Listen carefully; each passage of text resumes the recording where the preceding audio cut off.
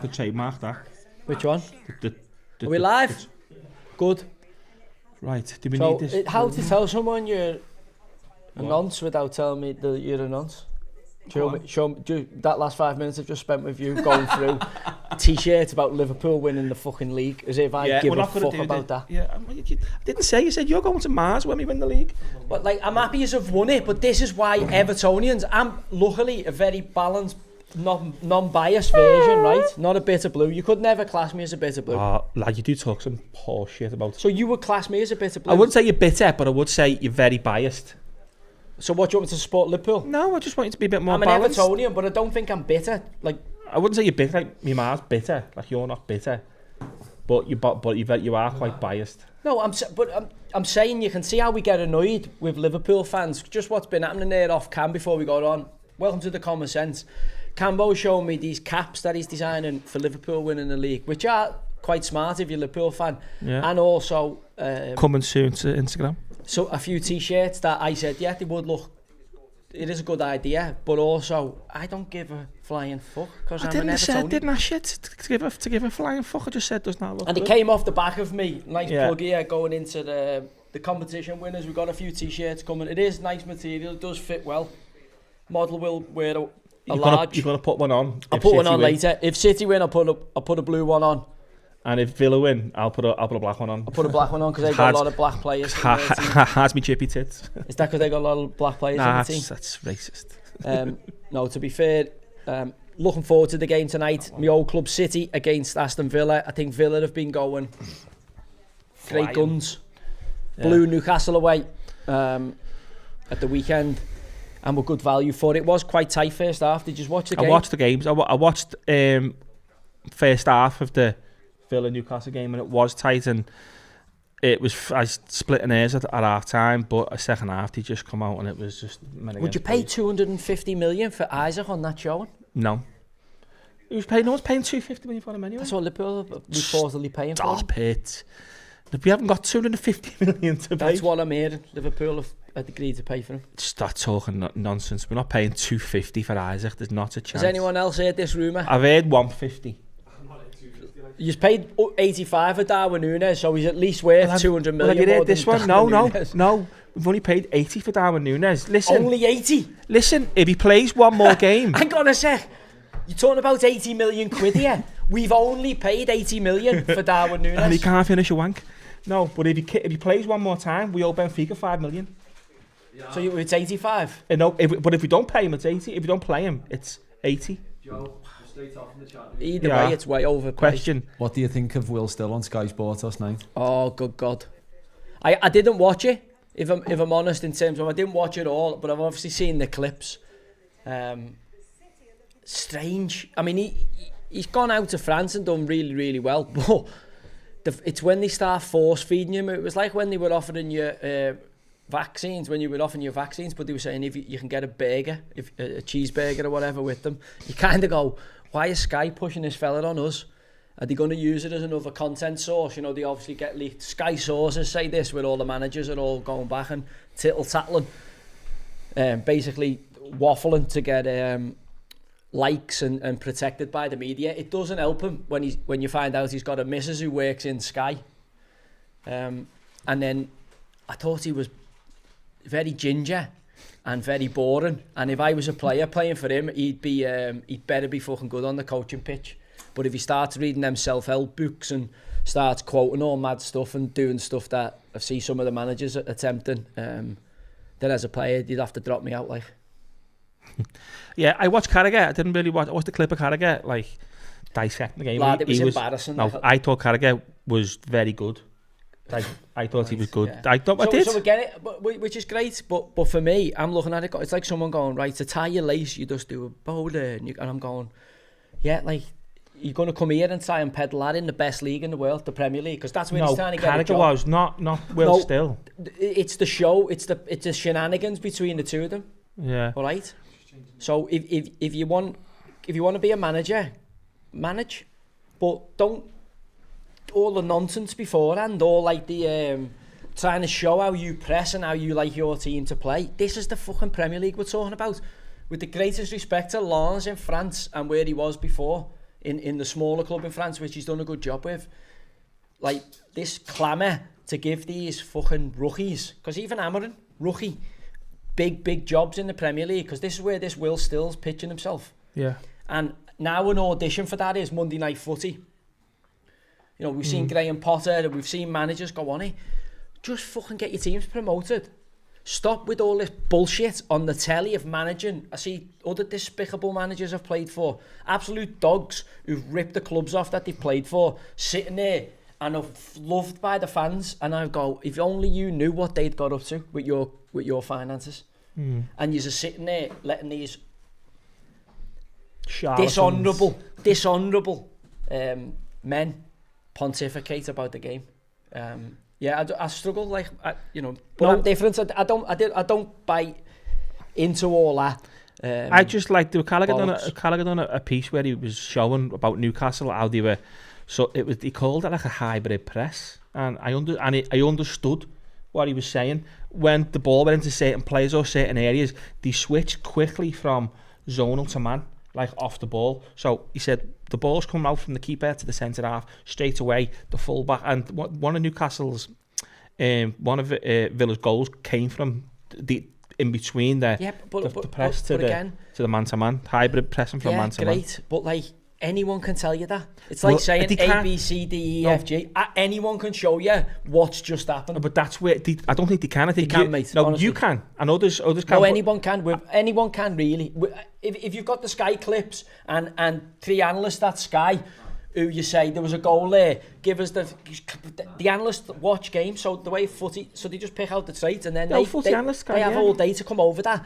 And then it's a job interview for Will Still, and they're teeing each other up, and he's talking about, and I'm looking at the screen going, and if I'm a billionaire or a millionaire or a multi-millionaire and I own a footy club and I'm going to give a big ginger nugget like you, who's not played the game, who's played Champ Man and has read all the coaching books, but unfortunately he hasn't got the major part of experience which you need to become an elite level coach, manager, whatever, which is haven't played the game at a reasonable to high level. There's a few who haven't though. I'm not saying I disagree with it. I'm saying there's more who have. Oh, there's what I'm saying.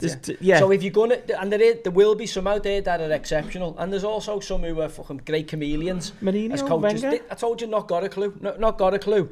Is obviously the fella who came down from Scotland last time, Brenton. Yeah. All right, the Liverpool fella who's an absolute, let's be honest, is an absolute weird alert. Yeah. Who's now gone back up to the Celtic because obviously they're the only team really at the minute. Hopefully Rangers get the shit together, but at the minute they're the only team who can win up there. Gucci. Lad, don't get me started on old lizard face. Do not get me started on him. Anyway, because the Celtic fans aren't happy for saying I don't really respect Scott Brown as much as I probably should, because he never came to England, and I go, how do you not come to England? Yeah. Like, I don't care who you are in Scotland. Even the best. You've got to come and test yourself. Like McGinn, who's going to play tonight, John McGinn, wasn't really highly rated enough, I think, for the old firm to sign him. Came and took a chance in England, was absolutely superb. Yeah. Like he's been a great addition to the English game. I think Andy Robinson's another one. He was Queen's Park, different to him. Don't forget, John's playing for the Edinburgh club, so they're probably the 3rd and 4th biggest in Scotland. Fucking, I'm going to upset all the other mad fans here, aren't I? All right, I would see it as Celtic at the minute are number 1, Rangers number 2, but it can vie 1 and 2. It's like Liverpool, United the shit at the minute, Liverpool are decent. Yeah. All right, so the same in Scotland. Celtic are good at the minute, Rangers are a bit shit, bit mad off the park. Then you've got, for me, Hearts, Hibs, Aberdeen. Aberdeen just because the kits are who were Aberdeen like in England then, and Aberdeen like an Everton? Everton's going to say that. Aberdeen like an Everton, yeah. Well, because they have won big in the past in the 80s. Yeah. Do you know what? Probably the Aberdonians. Yeah. So what does that make you then? Where Liverpool? So with Aberdeen's its own little region, you were saying Everton, a bit like that. Bit of success in the early 80s. Go on. Well, they had Fergie, we had our Kendall. Yeah. So what are Liverpool? What are Liverpool? We're on a different stratosphere to Scottish teams. So would Everton be like Barcelona in Spain? No, what the fuck? Everton would be like Valencia. The School of Science. Fucking School of Science, yeah. No, I think you're right with the Scottish players coming down. They've got it. Barry Ferguson came and farted, didn't he? Well, even like Bannon and all that, who've done great in the Champagne. Barron's been a great servant to Chef Wednesday. You've got Charlie Adam, who's come down to Blackpool, then nicked the move to Liverpool. Obviously didn't quite work out for him, but done all right at Stoke. And then you've had Barry Ferguson, who was a top player at Rangers, came down, signed for Blackburn, but ended up winning the League Cup with Birmingham with the big Alec McLeish. Yeah. So it's weird, because I always seen Scotland as a place where kind of English or British players go towards the end. But weirdly, that talking about Scottish players coming down, I watched the... did you see Big Dunk on the overlap? I see clips of it. I watched the whole thing, and he's talking about how he got his big move to Rangers, and he was made up Rangers kid through and through, and he kind of like farted it at Rangers and didn't make it, and then he got shipped off to Everton, but made it at Everton. You know, he became this like cult hero at Everton, and you know, he was far better. And he says now he doesn't even look at Rangers results. He's not bothered. Doesn't care about Rangers. No, he said he looks at Everton's. Obviously, he's a blue, and that's his Everton. His team said Rangers growing up with his team, and he said maybe because I didn't make it at Rangers. So do you think you only have one team then? Do you think you can only have one team? I think you only have one team you love. Yeah, I don't think you can. These two team fans are just, that's nonsense for me. You can't have two teams you follow. What you do just you can't. think on that? Two teams or one? No, like some people support like Yeovil and Tottenham. Yeah, no, only one team. Yeah, you can only have one. Only have one team, yeah. Yeah, you can't. Someone's put here, Everton would be Osasuna. Imagine it. So if you're a fan of two teams, one gets beat one. They're both playing at 3 o'clock on a Saturday. One gets beat, one loses. That's just your coupon now, isn't it? Isn't that your coupon? If one loses and one wins, are you happy? Yeah, you can't be. You can't. Well, you can't have two teams. Yeah. You just can't. How would you have two teams? Like, there's no such thing, is there? Like, there's only one team who you support. Did you see? If Noah was sat down, he'd find it for me. You might look for 4 or 5 teams. They do well. I like the way they, like, whatever it is, you can take a liking to teams, can't you? I want to bring up the nonsense. Only one team makes or breaks your weekend. Yeah. When Noah sits down, or Josh might be able to find it, there's an actual woman football fan who supports the men's Man United team and the women's Man City team. Makes sense of that. Well, it's hard to make sense of just one part of that. It's just why I say this is because Kevin De Bruyne, obviously the big news since we've been away is Kevin De Bruyne obviously not renewing at City, but playing incredible, isn't he? Let's be honest. Yeah, he's playing. And even bigger news is he wanted to stay. Well, and he didn't offer. But he's been shite though, hasn't he? He's actually. His injuries. He's been shite, Josh. Man City this season. He's been below his average, which was high, weren't it? He set a fucking high bar. I still think he's a top 10 midfielder in the Premier League. I think regardless of right this second, I'd put him in the top 10 in the Premier League. Don't you see his body language? Give me a Premier League top 10 then. We've had this debate. No, it'd be interesting to see if you've revised it based on recent performance. No, Bruno's still in my top 10. Go on then, give me it. I'll probably do a different top 10 now. Come on then. McAllister, Gravenberch, Jones. He's actually not messing. No, I'd have De Bruyne, I'd have Fernandes, I'd have Rice, I'd have McAllister, I'd have Bruno Guimaraes, I'd have Tonali, and I'd have Tonali, I'd have Caicedo, I'd have Kuna. Are we putting Cole Palmer in the centre mid, were we? Yeah, I'd have to. I'd have Cole Palmer, and I'm going to miss out something. You're going to pull me on him, aren't you? I'm not having... Idrissa Gana Gueye? No, I'm a fuck. Rodri. I'm fit. Yeah, you said top 10. That's top 10. That's my top 10. And yeah, I've missed out a couple. You've missed out Bruno Fernandes. I didn't. I said Bruno first 3. My top 3. So I missed out Tonali and I missed out Joe Linton. I just need to log in. Yeah, I don't think... Are we going to do... This is what I was going to do today. Team of the season. Team of the season. I've done mine. Team of the season. I like the boy Sells at Forest. Well, listen, let's write it down so we don't copy. All right. Okay, I'm going to do my team of the season, and then I think I've already done it. Doing it now? I'm going to do it now, yeah. And we want in the comments... What's we've got to play like 4-3-3 I'm playing 4-3-3. My team of the season. What did you think while we're doing it? What did you think on the Arsenal game? I've only caught the highlights of it, but I just think it was a standard game. I don't think I didn't expect anything else, to be honest. I mean, the obvious talking point was the red card, but I don't think it was anything out of the ordinary for Arsenal. I think that was kind of expected. I think the Liverpool game was a bit mad. We had like 28 shots and like 13 on target. So I thought their keeper was outstanding. Their keeper was outstanding, by the way. Just on. Is this in terms of how well they performed This season, just this year? Just Yeah. this year, not Just- how good they are as players. No, just this year. My sticky one was my left winger. But my left winger, I've gone for a player who's got the most goals as a left winger and most assists as a left winger this season. And he's a left winger. No, he's centre mid. He hasn't played left wing all season. He's played centre mid. I've got Kura in my team. He's been decent to be fair Right? to him. I'm finished, yeah. In the comments, we need your teams of the season, or just slate Joe's picks when he starts picking mad names. I reckon we might have pretty similar players, though. To be honest, there's two players who I think you might have. You probably might have Bruno Fernandes. Have you gone 4-3-3? Yeah. I reckon we've got the same cat, the same defence, the same forwards bar one, and the same centre mids bar one. If I'm reading your brain right. Is everyone on the chat doing their team of the season, Josh? Yeah, already got one in. Have you? Don't till he's done it. Right, I've got mine. Right, I've got mine written down. Go on, Mouse, you do yours first. I'll show it to the camera. I'll show mine to Got the this, camera. Noah? Yeah, I'll show them both at the same time. Wait. I don't know how to do that though. I'll just do that. Do that. Well, it's on show Joe's camera. That one. Sorry, yeah. You probably won't be able to see it though. No, they won't be too small, No. won't it? Just No, read it out super then. bright. Is it? Just read it out. Just go position by position. Okay, There he is. Cells I've got as the keeper. I've gone Sells, left back.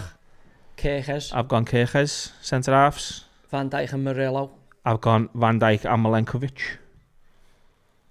And then I've gone for Aina, Ola Aina at I've right got back. Ian at right back. Centre mids, hold midfielder. I've just gone Rice, Bruno, Guimaraes and McAllister. I've gone Reich, McAllister and Kuna. Kuna. Very Sean Conroy there. And Kuna. Kuna. Yeah, Matthias Kuna. And then I've gone Salah, Isaac and Mbuemo. I've gone Salah, Isaac and Diaz. Diaz! Diaz. Over Brian Mbuemo, who got another two the other day for Brentford. Diaz has got the highest goals and the highest assists of a left wing in the Premier League this season. Right, we're going to have to have a look on the top scorers here. Mbuemo has got 18 goals and 6 assists. He hasn't played left wing once Yeah, though. Luis Diaz has got 11 and 5, lad. Yeah. Take your red tinted. We're Chris talking Wood's about a unlucky left to miss winger. out here. We're talking about a left winger. Not What about? Mbueno's a right winger. So what you can just say to him, listen, you We're talking play about wherever you want. He drops in, he plays wherever he wants. But Mbueno, we're talking about an out left winger this season. And Bueno gets in the team ahead of Kuna for me, in my opinion. Kuna's had a good season, but Wolves have been in the bottom 4, bottom 5. For the me, last couple of weeks. Mbueno's got to be better than Isaac or Salah. If it was stopped in January, Cole Palmer's in. It's only Yeah. that he fell apart second If half it of was the stopped in season. January, Cole Palmer's ahead of Kuna, but Kuna's done it all season for me. Give us a Go on, anyone in the subs then. chat? Give us 5 subs. I'm putting Liam Delap on there. I'm putting Semedo. I'd put Chris Wood on there. I'd put Liam Chris Delap, Wood. Chris Wood, Cole Palmer. I Can't put him on Bruno Guimaraes. I put Robson left back. What? Yeah. I'd probably have. Morgan Rogers, honourable, yeah. There's a few honourable mentions. Yeah. Sells. Bruno Fernandes. Bruno's getting honourable mention for me. What about Ange? Do you reckon that's the end of the road No, for it's him? done. He hasn't come out and said. Have they done him? Have a look. Has he been Ask in the chat. I think he's been bulleted at the end of the season, regardless. I'm sure he has. Even if they win the Europa Even League? if the Europa League's been bulleted. Did you get me a drink, Josh? No. Yeah, Got caught out, didn't he? Yeah. Pass that. Yeah, he's Yeah, he's been bulleted. That Prem's ruthless, mate. It just eat you up. Tala. If you ain't got a plan B, C, D, E, F, G, you're in with the alligators there in that league, mate. Yeah. But what about the... It's a counter-attacking league. Couple of mentions, from the chat. Justin Kluivert's a decent shout. He had a good real 6-7 purple game patch. spell, though, didn't he? He had the purple patch where he scored at Attica pens. The thing is that there's been a good standard all season. Like, some players have kept a high bar. And there's been loads of, like... That kid's... Chris as Wood. I say, Chris We've Wood's said unlucky, Chris lad. Wood. I think Isaac, even though he's been a little bit cold lately. hot and cold lately, I mean... Chris Wood I just thought scores Wood goals. was good last night as well in terms of holding the ball up, links really well for the team, and they're a good side. Like, I mean, the Spurs are cack for Spurs, let's be honest. Yeah. They're absolutely petroleum, aren't they? Like, no good. It'd be interesting to see where they go. I don't know who's going to take that on. I don't know how they're going to move that group on. The league's terrifying if you look at the league for Man them. United, my God. Yeah, that's what I'm saying. If you look at the league, like, listen, there's some teams lucky because it's usually 40 points that keep you up. We were talking about Wolves going down the week. 21. We were talking about Wolves going down the week, and Wolves and United the same points. Oh yeah, but also look how bad the 3 teams who've come up are. Shocking, nah. Like the 14 points from safety. Like it's Yeah, the gulf's getting bigger, isn't it? But this is good. There's 3 points between 3rd and 7th. It's mad that Liverpool have only lost 2, you know. And Just to see them start at Liverpool this season. Everyone was saying we've been shit. We were unbeaten for 26 games, which is more than Pep's ever done for City. That's just like, for me, that's nuts. so you're saying you haven't had enough praise here? Is that what you're saying? Yeah, I'm saying we've been talked down a lot this season by the likes of the fella next to me. What? Like you're making caps and everything and t-shirts before you've even won it. We need 3 points out. We don't even need to win another game. That's how good. We don't need to win other games. Arsenal are not winning the next 5. Can you see why people have the feeling that they have towards you when that's the way you behave? Seriously, like That's the fuck's given. seriously, you don't need to be that way. Hopefully City and over the title, do you reckon they'll give you a guard of honour and all that? We don't play them. No, but I'm saying next time you go to City, like you just give them, do you reckon they'll do that? No. We just have to like... But if we beat Spurs, Arsenal got to give us a guard of honour, haven't they? Did you Do see? you think the World Club trophy will be big for City? That's a funny one. I think, have you seen the prize money for it? Yeah, it's worth winning, like. The prize money's huge, but I mean, there's just no appetite for it. Yeah, but also if you're going to test out your new... Because they're going to have to go heavy again in the summer. They got to, yeah. I mean, how do they get round it? Like, Only City do it. City can get round it, that's how they do it. I'm saying Liverpool are going to have to go heavy. I know he's going to win the league, but does anyone think that Liverpool don't need anything other than like 4 good quality signings this summer? No, which I has think- got to be what? 300 million? Yeah, I think you're right. I think we definitely need a left back, definitely the right back. We're meant to have activating, I can't pronounce his name, Dean Hewson from Baltimore. House Hewson, how'd you spell his name? How'd you say his name? H-A-G, innit? But H-A-G. The centre half kid, Bournemouth, the left-footed kid. The big talk, 6'6", Blonde Spanish centre half. Oh, yeah, all right, yeah. Not so, bad him. Yeah, so we're meant to be activating his... No, well, I thought you were blown at Roma. He's Dutch, but he's not. Spanish. He's fingered to play for Spain. He's played for Holland under whatever. Yeah, to be fair, lad, he's look not bad. He's only young, isn't he? Yeah. 20 years, 6'6". Yeah, he's a good taker. And we're meant to be activating his 50 million release clause. 2007, when you playing for City in 2007? Why? On the game. In that game, there? Was it? Actually, No. you just scored the free Was kick, I? Dan? No, John I think Maloney. No, you've gone to John Newcastle. Maloney. I think I'd left. Newcastle. I think I went in 2006. But yeah, so we need, you're right, we need a left back, a right back, centre half. I want a ball playing midfielder. I think we need a You've good... just been... Really? Like, but who is it? Yeah. Who's that? We haven't got no one who can pass a ball. Give us an Math example, is lad. He can't pass a ball. Yes, He can't do it. He can't do them pings. Mach! He can't do a 60-yard ball to feel like Van Dijk or Trent can. Mach! McAllister can't do it.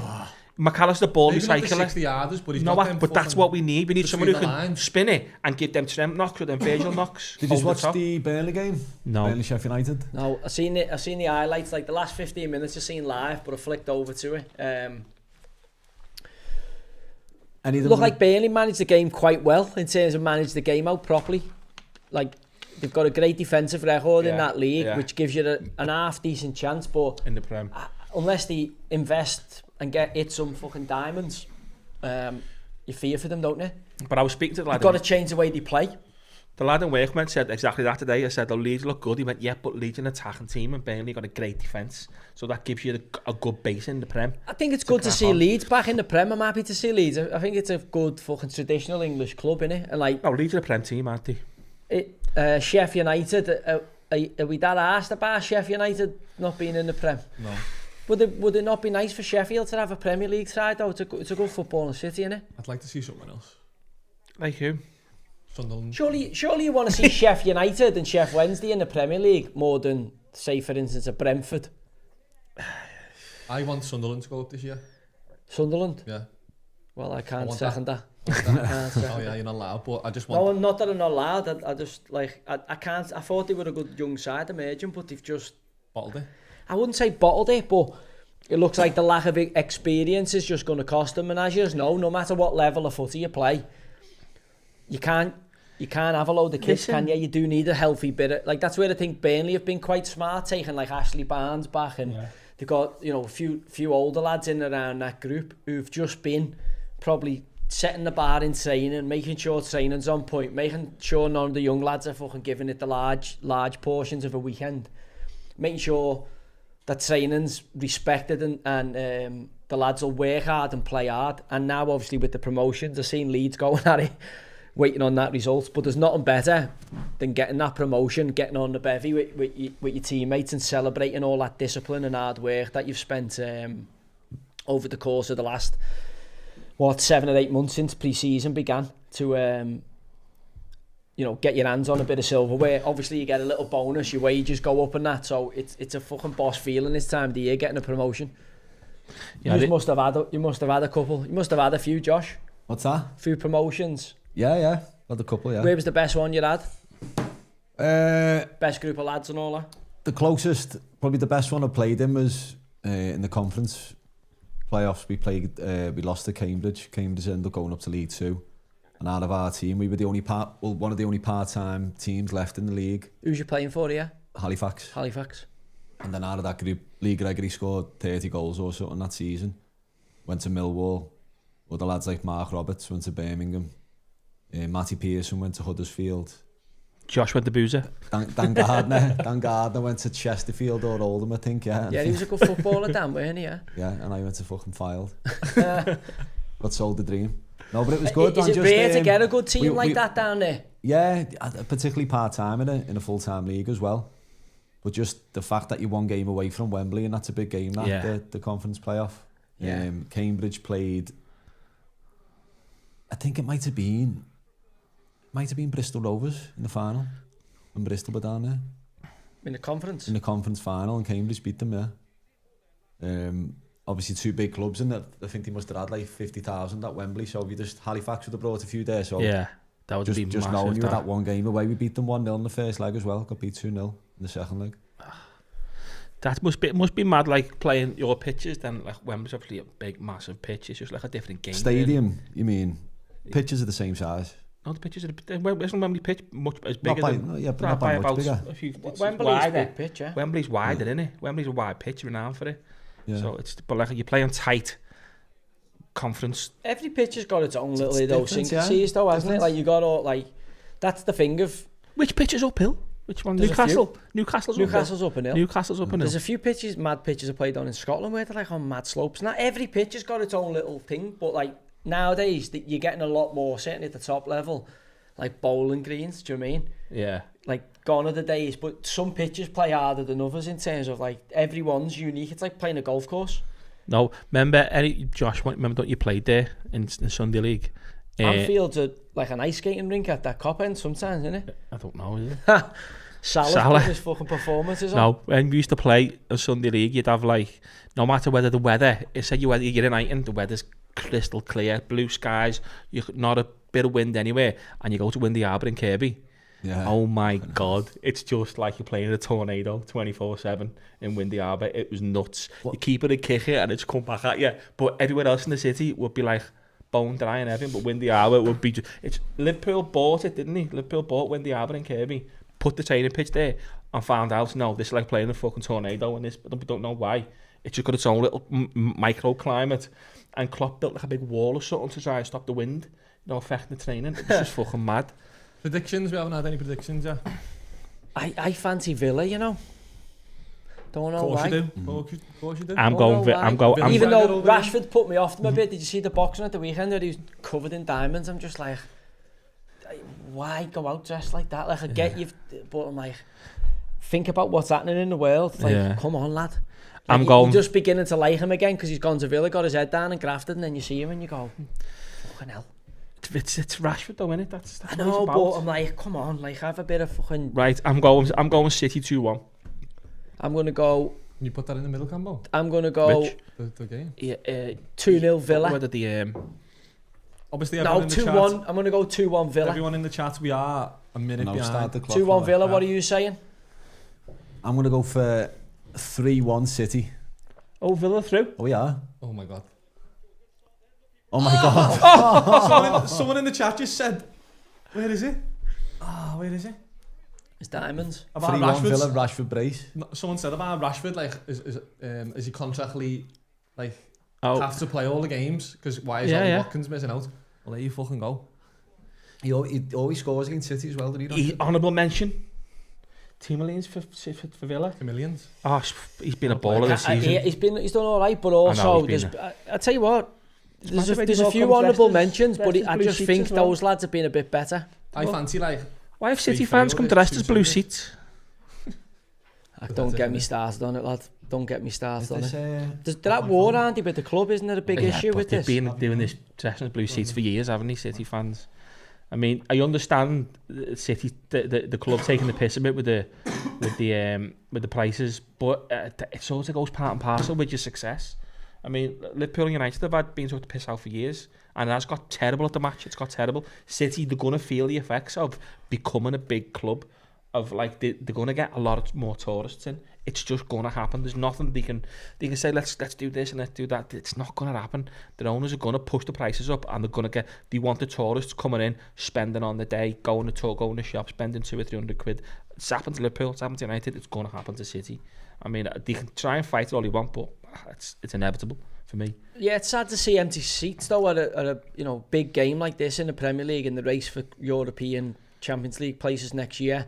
It's a big game, innit? It's a big game for City. But actually to see that, I mean, it's that many empty seats isn't good for the look of English football. And you know what, the attendance, it'll come up as sold out. I know, but do you not find it disgusting that, like there's empty seats in that stadium? But that's the only way they can fight back is with defeat. No, but again, that's fans being priced out the game. That's disgusting. When there's that much money in the game, yeah, but that's the stadium being full.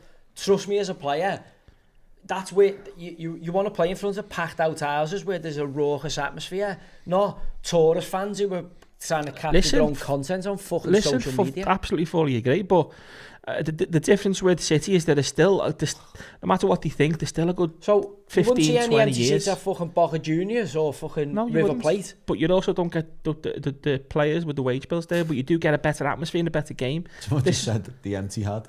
It's bad to see though, isn't it? It is, it's bad. And this is a big game. This is as good a team as City have ever had in the last 10 years, and the world's best manager, and there's empty seats. They're in decline now, aren't they? I know, but like even then, Josh, it's like there's empty seats. There shouldn't be empty seats in a Premier League stadium. You're watching some of the best players in the world, and the only reason there is people are being priced out, or people are taking the tickets and not being able to sell them, and then the average fan can't afford it. But it's been, which is embarrassing for the clubs. But it's been called the empty ad for years, though. What do you think on a cap, where you cap fans' tickets are, like they do in Germany, for maybe not 20 quid, say 30 quid? Well, we do that for the away games. Why not already. do it at home as well, though? Listen, if you could do that, great. But it would certainly bring the 11 player field back down a bit, because the likes of Liverpool are now getting, say for instance, 90 million a season off gate revenue. Everton are getting 20 million. So there's a big gulf in the gate revenue just because of ticket prices, nothing else. I mean, Everton and Liverpool fans could sell out the same, probably, seats at the same price. But just because Everton are where they are and Liverpool are where they are, we're getting a lot more tourists in, and we can sell a lot more hospos and stuff, etc. Everton's new stadium will be a lot more. I've heard it's going to be like up to like 45 million, gate revenue. But if you could make that a level playing field across the Premier League, it would bring revenues down the bigger clubs, and probably not boost the lower clubs, but it just bring the level playing field. Yeah. So I just think it would work, but you need 16 clubs to vote for it, and it won't happen. City in big trouble here. They can't press the ball. They've got no way of pressing the ball.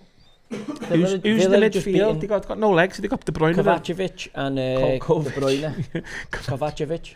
Smakovic. Yeah. He's a strange player, isn't he? Like there's times when you think, wow, he's a proper player, Matteo. And then there's other times where the game just seems to pass him by. It looks like... I love Bernardo Silva, but he hasn't quite hit his bootstraps this year. The problem with the midfield is they've all got lead boots on. There's no legs there, is there? There's nothing there. I still don't like this Nunez at right back, Matheus Nunez. Just put him in midfield. He's got more legs. So we have to accept. Yeah, City have got a bit of work to do as well. I know Liverpool have got a bit of work to do. City got a lot more work than Liverpool. This kid looks all right, don't he? Sergio Bob at left back. Yeah, O'Reilly's done all right, hasn't he? He's done all right. I mean, I'd like to see a bit more of him. It usually takes you 10 games before you get to see the true colours. Have you seen City have got Esky's 2 kids in the flying as well, aren't they? Yeah, what's it? Rain is one's called Rain Heskey or still think them letting this Morgan Rogers out has turned out to be a huge mistake. Well, probably looking a bigger one now than the Cole Palmer one. Yeah, it's possibly bigger, but I mean, he'd get in City's midfield tonight, wouldn't he? It's fucking right, he would, yeah. Do you know what I mean? So the fact that you've had him in the building and he's escaped, you're disappointed.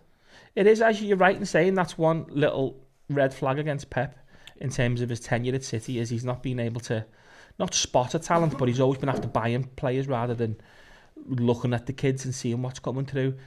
Like, even, like as you said, even that there's not just Cole Palmer and Morgan Rogers. There's been an absolute. He's playing this McAtee though. He's giving him a bit of a run. Only because he hasn't got a squad. But I'm saying he's giving him a run. I guarantee he'd rather buy someone than play him. Phil Foden, he coaxed Phil Foden in nicely. Did he though? Well, he won Player of the Year last year. Yeah, Players Player of the Year, which is the highest accolade you can get as an individual. The first 2 years, do you say he probably wasn't? Yeah, I'm not asked about that. I'm saying to you, no matter what, goal. Yeah, get in. Marmouche assist. Good finish with his right foot there from Bernardo. I'm saying to you about Foden, no matter what people say, he's won Players Player of the Year. That's the highest individual accolade you can get. Yeah. Marmouche assist, then? Yeah, I got him as captain. So, I've give up on the fancy. Yeah, it's... Give up. Fucking does me head in every year. I don't know why it join it. Does me capping, just forget to do it. What's he moaning for him? I'm fighting for third or second, yeah. To be fair, you're up there. I'm like 7th. 30 points from top, but... I just forget to do it sometimes, and I forget to change the captain. No, we did the scoreboard. Great switch of play. You are still being behind a little bit, or no? Look at him just ghosting off the back. Onana goes asleep. Oh, yeah, he does, yeah. Oh, he's in the net. He's not obstructing, he's in the net. Catch it, save it. Onana goes asleep here. Cash, can he get out and stop it? Gets done on the outside. He does do well, lad, but Onana should be dealing with that. That should have been cleared back out for the corner. Onana fast asleep just under the penalty spot, not sweeping up. Little deflection doesn't help him, in all fairness. I couldn't say the deflection comes at him quite quick, but he should be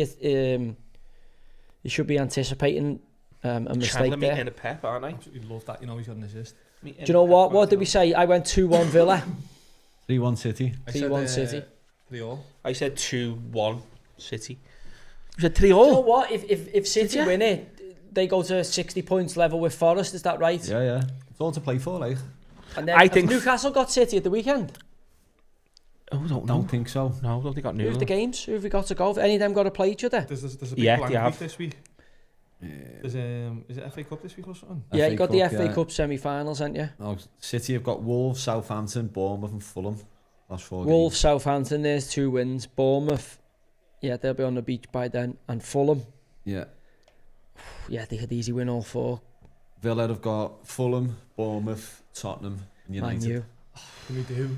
That's why I said I don't fancy Villa. Bournemouth, I think Villa's not just that. It's just Fulham. The next Villa's next 2 games. Tough. Fulham and Bournemouth, they're tough games. And they've got Newcastle have got Ipswich. Newcastle have got Ipswich. Brighton away. In your face. Chelsea at home. And Arsenal away. Do you know what? It's the only race we've got on, really, innit? But Title's over. Listen, it's a boss race because you've got... So are you on the open top bus on? I hope so. I phoned Cara today so they can get me on. I hope Arsenal win tomorrow. And then we win it at home at Spurs. You going to the game? Well, of course, I'm going without Lewis, and I've said to Lewis, we're getting a taxi, and if we win, we're out on it. Going to meet me in town? No, have you going to a game? What? No, you're not going to a game. Sunday.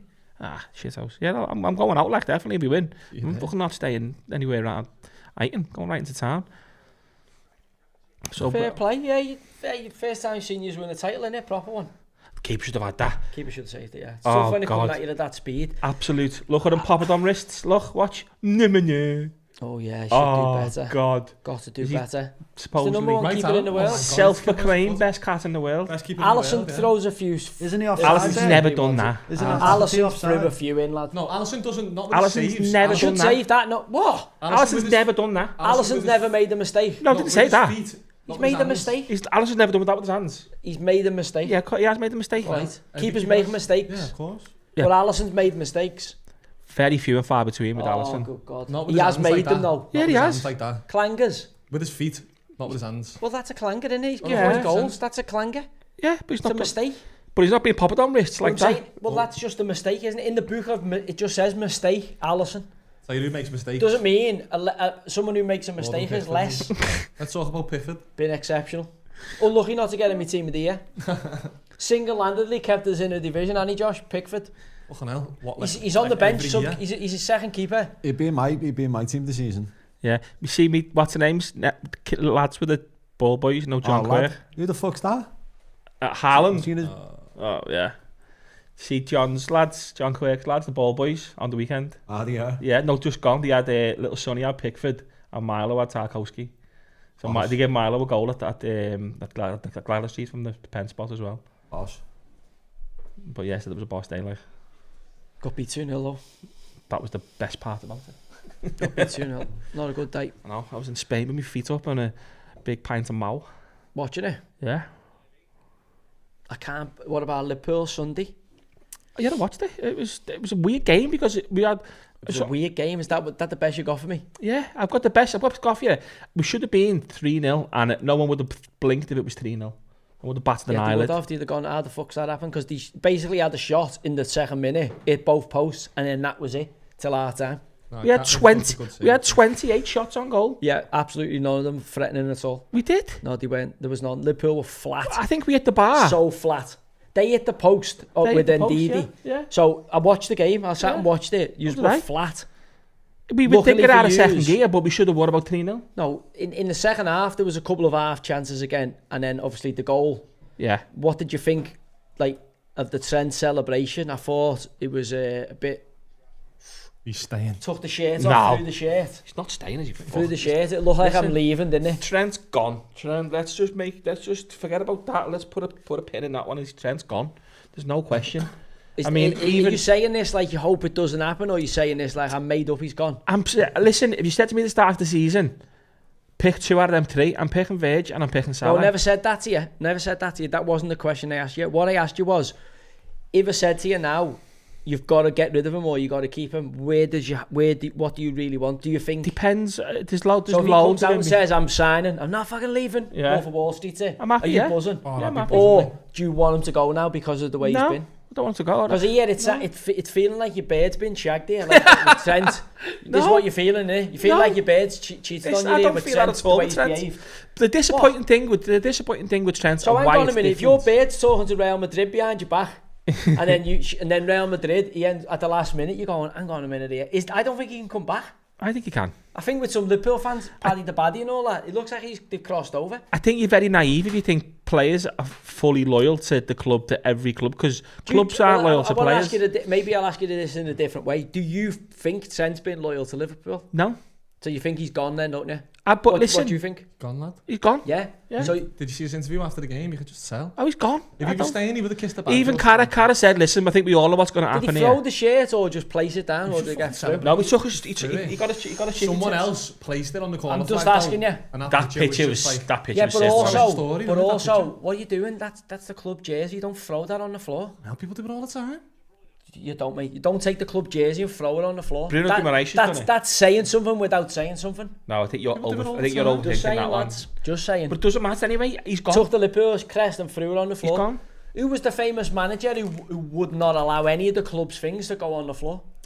Is it Tim Cahill? You have to take your pants off, put it on, because he said, I don't want the club's crest to Craig Bellamy done that. He just does socks and that could, but not Bellamy the shorts. does it at Wales. Take them off and put them on. You had to take your shorts off and put them on the thing, because he said he did not want the club's crest to ever be thrown on the floor. Bellamy does it at Wales. Brian Clough. Was it Clough? I don't know. Oh, you asking? The Chattel, no. That's the chat. I know Bellamy now doesn't allow the players to put the shirt on the floor. He might have picked it on. Yeah, that's what I'm saying. He's done it. Which is fair enough, innit? Yeah. So that's why when Trent threw the kit, I thought, he's gone.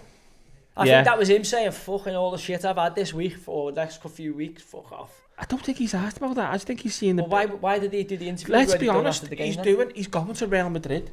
I know, we all know that. We've all known that for ages, but I'm saying, why is there some Liverpool fans clinging to the fact that they're open the bird hasn't been blasted behind the back like Trent, Florentino Perez whip Trent over and give him the whole Real Madrid love dagger. And unfortunately, Liverpool have been jibbed for the Spanish temperature. I can't blame him. What's he gonna get? And by the way, he's going in at a good time. Yeah, he's going in at a good time. It's for the tackle here. He's been told to come over for it. Yeah. Yeah, they're going to give it. I don't think it is. So the they're going to give him Penny. I don't think it is. What? That's so soft. The chat saying here, lad, that it was Bellamy said it on TalkSport the other day about the crest. But but there was a manager who used to do it. There's an old Bobby, was it? manager. Was it Sir Bobby, was it? All right, which is, do you know what? I think it's right. So when I seen Trent lash the Liverpool top, the liver bird on the deck, I thought, he's telling you without telling you there. Just give a pen? Yeah. It's soft. He's clean sheet, mate. Who's on it, Rashes? It's soft. No, it's Villa. Yeah, Rashford. He plays for Villa. Fucking hell, what am I doing here? It's soft. It's not a pen soft. in my book. I'm shocked that's been overturned. What about the big talking point out the weekend? The red card, Leif Davis's tackle on Saka, who jumped like a fucking springbok in the air. Yeah, like he was avoiding the fucking cheetah. It just looks bad in slow motion and like a still picture, like he stood on his ankle, but it wasn't bad. That's what happens if you're a winger. You've played as left winger or right winger or centre forward, Josh. People come down the back of you there. Listen, I think he slipped going in. I don't think he's meant to do him as bad as he did. But that's just an old-fashioned yellow card. Can you send him off for that? I think if you look at the way VAR's gone and said... sent him off? Sent him off, red card, straight red. No, not yet, at the Arsenal game. Sorry. But I mean, when you look at compare it to Tarkowski's one, and the VAR said, not a red card, Tarkowski's one was 10 times Shut the fuck up. Shut up. Tarkowski's is not as bad as Mbappe's. Mbappe got 1 game ban in Spain for that. Did he? 1 game. Wow. No, but I'm saying, Tarkowski's was well worse than that one. He can play in the Classico this weekend. Rashford's taking the pen, lad. And he's going bottom right. Do you reckon he's got the Panenka in him? He's going keeper's left, bottom right. Panenka? How bad was Saka's pen? Oh, imagine Panenka's at the empty, I'd imagine it. Lad, I've got him in my fancy, so I don't like the run-up. Very well miss. I don't like the run-up. He's not going bottom right with that run-up, is he? Oh, yeah, he could do. So, bottom lad. Right.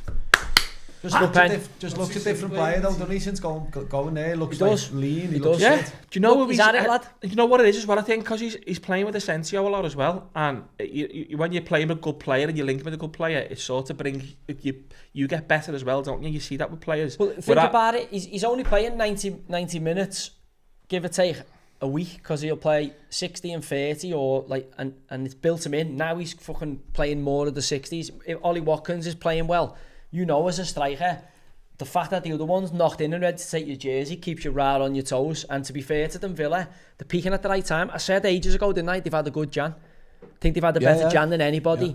And they're still in the FA Cup. You'd fancy them to get to the final. It's a harsh penalty. So shocked VAR would overturn that, you know. Yeah, it's not clear and obvious. Why you can see he's pulled out of it. Pep's right to be fuming there, you know. That's not a pen for me, that. No, not for VAR to go and intervene and get the ref to go and look at it. If VAR would give it, I'd say he's not going to overturn it. That's one of them ones where it's a grey area one, but again, do we need this? Do we need it stepping in on that? Can it not just tell us like more objective stuff about whether it's a goal, whether it's offside? Why do we need all this fucking refereeing it? Every fucking decision, every challenge. Martinez is kind of, what was he doing there? Like, that's shit. That's a shit decision. Like, it's a foul outside the box, but not a pen. It's in that grey area. Like, not every contact in the box is a penalty. Ruben Diaz there and Nunez have just shut him off. It's not enough to give a penalty, which is an obvious goal-scoring opportunity. It's definitely not enough to overturn it. Not for the ref to get shouted by whoever's refereeing in Stockley Park. The ref should make that call out there if he gives it. But again, this is why we go back to VAR. It's not a computer. It's a human being. So the ref tonight's Craig Pawson, innit? So if Craig Pawson gives that on the pitch, right? He gives it. And then says, look, can I have a look at that? Show me it again. And then goes, yeah, you know what, I'm sticking with my decision, it's a pen, or I'm not sticking. What shouldn't be happening there is somebody on a fucking microphone in Stockley Park is saying, penalty, let's go and look at this, and changing the actual referee's decision. Yeah, you're right. If he smells it in the game and gives it, then that's his prerogative. And then the technology's there to help him. If he wants to go, can I have a look at that? Like in rugby, where they go, show me that again.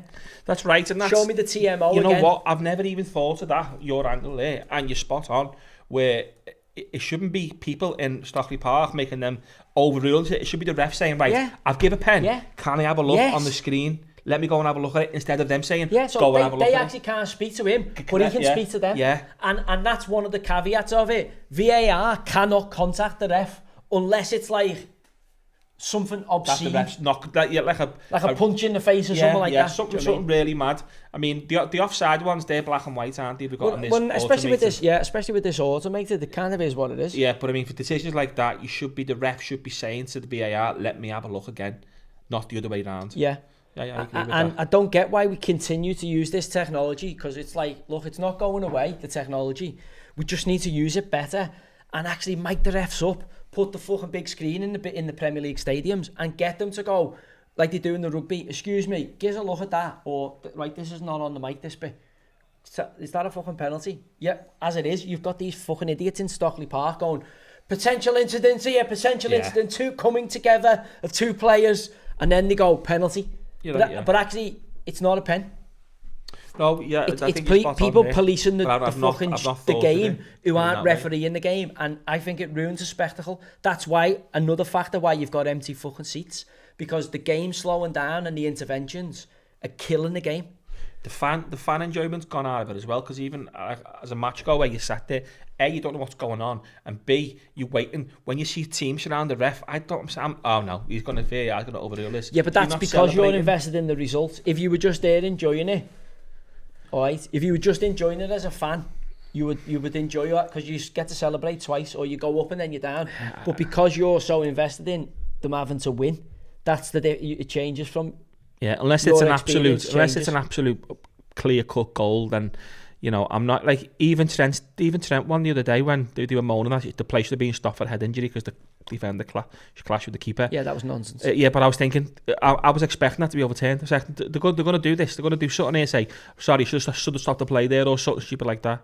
No, I told you got the coup factor, haven't you? They owe you a title after Coutts probably cost you about 4 leagues there with his decisions. Yeah. Because goals change games. FPL have not give Marmoush that assist. Why not? Because it was a deflection. But like they always give shit like that though. I'm not happy, me. He's my captain, and the two above me in our league, I've not got him as captain. I can't believe it, man. That was Marmoush's assist. Some profanities. It was only a deflection. It wasn't like. Who was having a pop at Burnley? Which admin was having a pop at Burnley? It wasn't me. Yeah, that was me. That. Yeah, no, yeah, no. It was just a little comedian. It was in the champ. I know, no matter what, you have to respect that. You do. That's why I said that they've got a good base for the Premier League, but I still think what did the company do?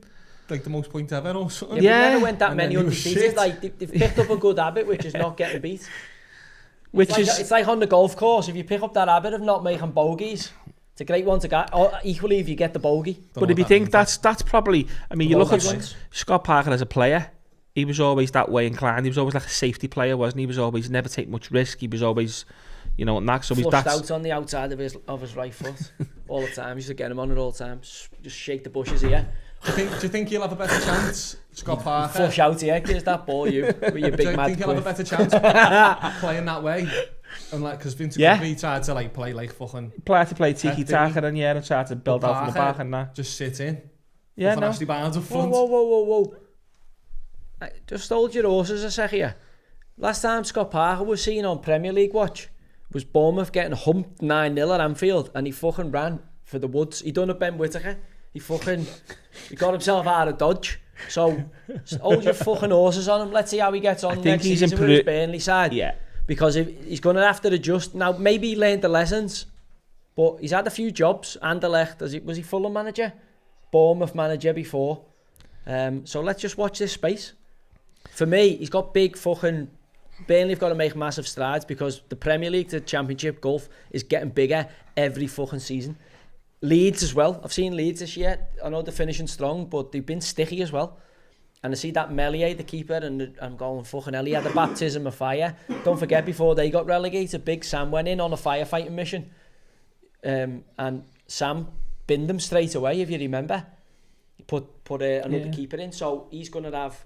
I don't think there's a strong enough group of players in any of them promotion chasing teams, even in the pack coming behind for the playoffs, to stay in the division. Yeah. Can you see any of them staying up? Someone just said you would love to have Scott Parker's CV, Joey. What have you got to say to that? What's a CV? What other than a head-to-head? Would you not rather have an head-to-head? Listen, he might on a CV he's fought for more belts, but you have to fight for the right promoters. You have to be a good boy do as you're told and behave. And I wasn't that way. Listen, I played where I played based on how I behaved, and had a good crack at it. And also, head to head, just the footage is there. You've got Premier League years, dig out the footage. You'll see me and Parker going toe to toe in the Premier League loads of times, and look who gets absolutely dusted. Noble the same, dusted. And if they want it, if they can produce footage where they're dusting me, sad. But I'm saying it doesn't exist. So fucking find it if you want.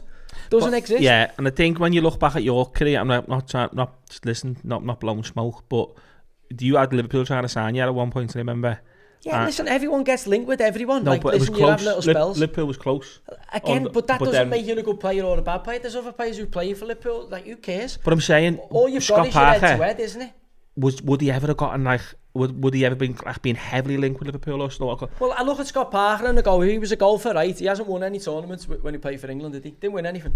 Yeah. So he's won exactly the same amount for England as what I have, which is fuck all.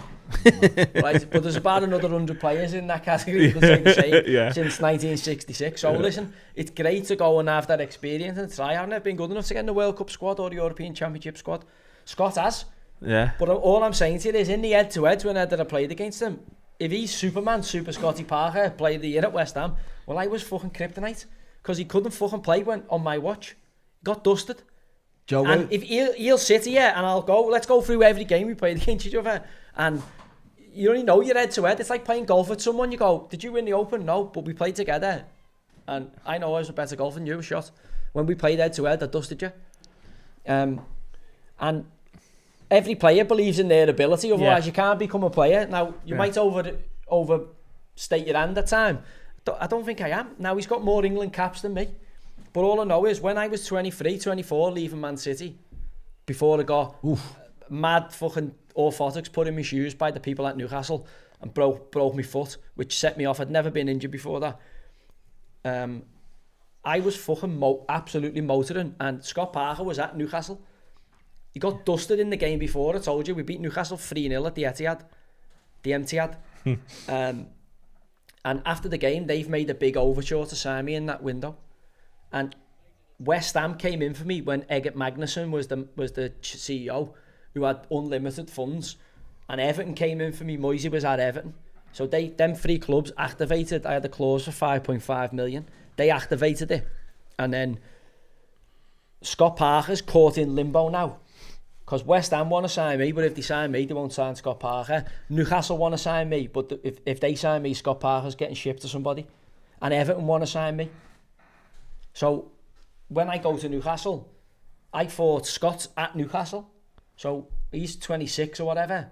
Like, I know at that point, I'd murdered him every time I played against him before then. Now, obviously, our careers at that point changed trajectory. Yeah. Mine based on getting an orthotic in my shoe off somebody who I thought he must know better, and breaking my foot and going, right, I'm never listening to them cunts again. Because you're never the same once you break bones. Couple of questions here from the chat room. One from I'll just call him Greg. What other centre midfielder did you enjoy playing with the most? With. And the second question is, who was your kryptonite in centre mid? Kryptonite, you don't really, like, I don't know, a schemer like me, like you don't really have that. You have players who you're like, fucking hell, he's massive. Like, was there anyone who had your number though? I know you said Scholes, like you couldn't get the ball off him. Yeah, but you'd adjust, and then there's teams where you go, fucking hell, we just can't get near them as a team. Do you know what I mean? And it's almost like you can have a boxing match with someone and lose the match, but not get fucked. And there's other times where you just fucking murder people, like physically you can murder people. It's changed a little bit now, but like in terms of endurance running, like people forget it. Yeah, it's about ability, but it's how fit you are. So there's obviously teams where Scholes only has to play 60 minutes and he goes off with his asthma and fucking Nicky Butt comes on. So you lose the game because you have to stay on for 90 minutes because the next player in line to you is a kid who's not ready, or where if they've got the squad. And over the course of a season like that, but also there's head-to-heads where you go, I'm fucking better than him. In their team, I'd be able to do X, Y, and Z. Was there any who surprised you down fourth? Oh, loads. Like, there's players who you played the wrong game against. I remember playing in the FA Cup quarter-final against West Ham, and Ria Coker was playing, and I thought, He's not the. He's got the, like when you watch, you're always scheming for players, and you think, right, they can do this, this, and this, but they're not good at this, this, and this. And you'd obviously build up. Having watched them in the build up to it, kind of the strengths and weaknesses of their game. So in terms of when they've got the ball, where did they go? Where did they play great passes, and where did they make mistakes and that? And then so how you can press them, and obviously vice versa in terms of how, if they attack you, what you're going to do. And sometimes you get your tactics for it wrong. So I decided to go physical with Ria Coker and try and run him into the ground and beat him on endurance. Didn't account for how strong he was, like really, really strong. And obviously taking any more than 2 touches was like the worst thing you could do against him, because he wanted pressure, which Claude Makelele was unbelievable at, Czech Tiote was unbelievable at. And there's certain players who actually aren't maybe the best players, but are brilliant at getting the ball off you. And then there's other players who can do both, like a Michael Essien, who's got everything.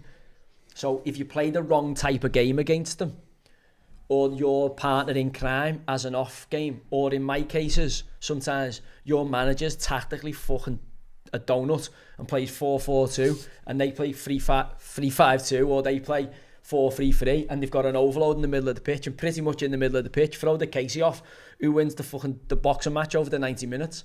And if there's 3 of them onto 2 of yous, and the Premier League quality players who are 2 of them, if not 3 of them, all better than you, or definitely two of the 3 that are better than fucking, you know what I mean? Yeah. You get blown away. It's what Man United learned in them Champions League finals when they ran into Xavi, Busquets and Iniesta and all that. Like when they just were like, we just got murdered. Yeah. If you speak to any of the lads about what happened tactically, it was like they just killed you with their overload. This is what City have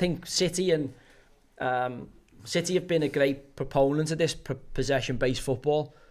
But actually now the league's reverted back to what I've always known it to be, the Premier League, which is a counter-attacking league. It pays to sit and counter. Spurs were done last night by Forest's ability to counter fluidly and efficiently.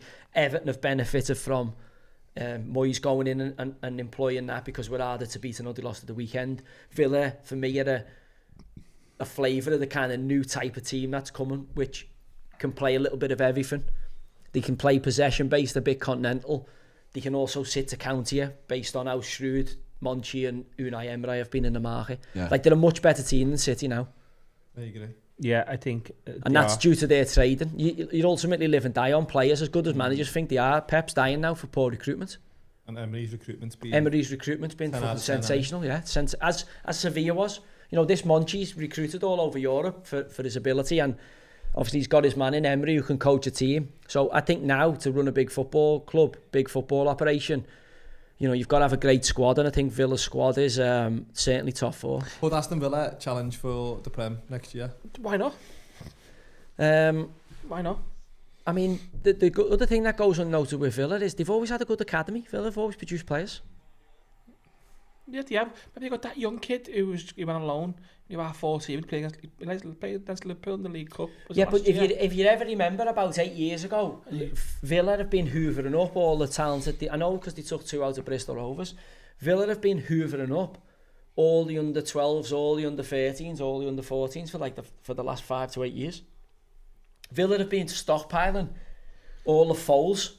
So whilst now City, everyone's kicking off over Liverpool's academy getting slaughtered 5-0 and all that.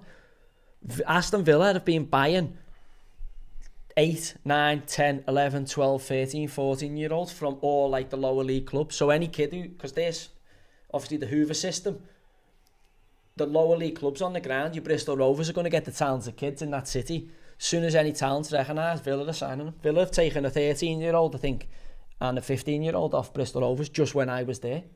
Yeah. So I'm saying Villa have got a good side, but Villa have also got a good youth system.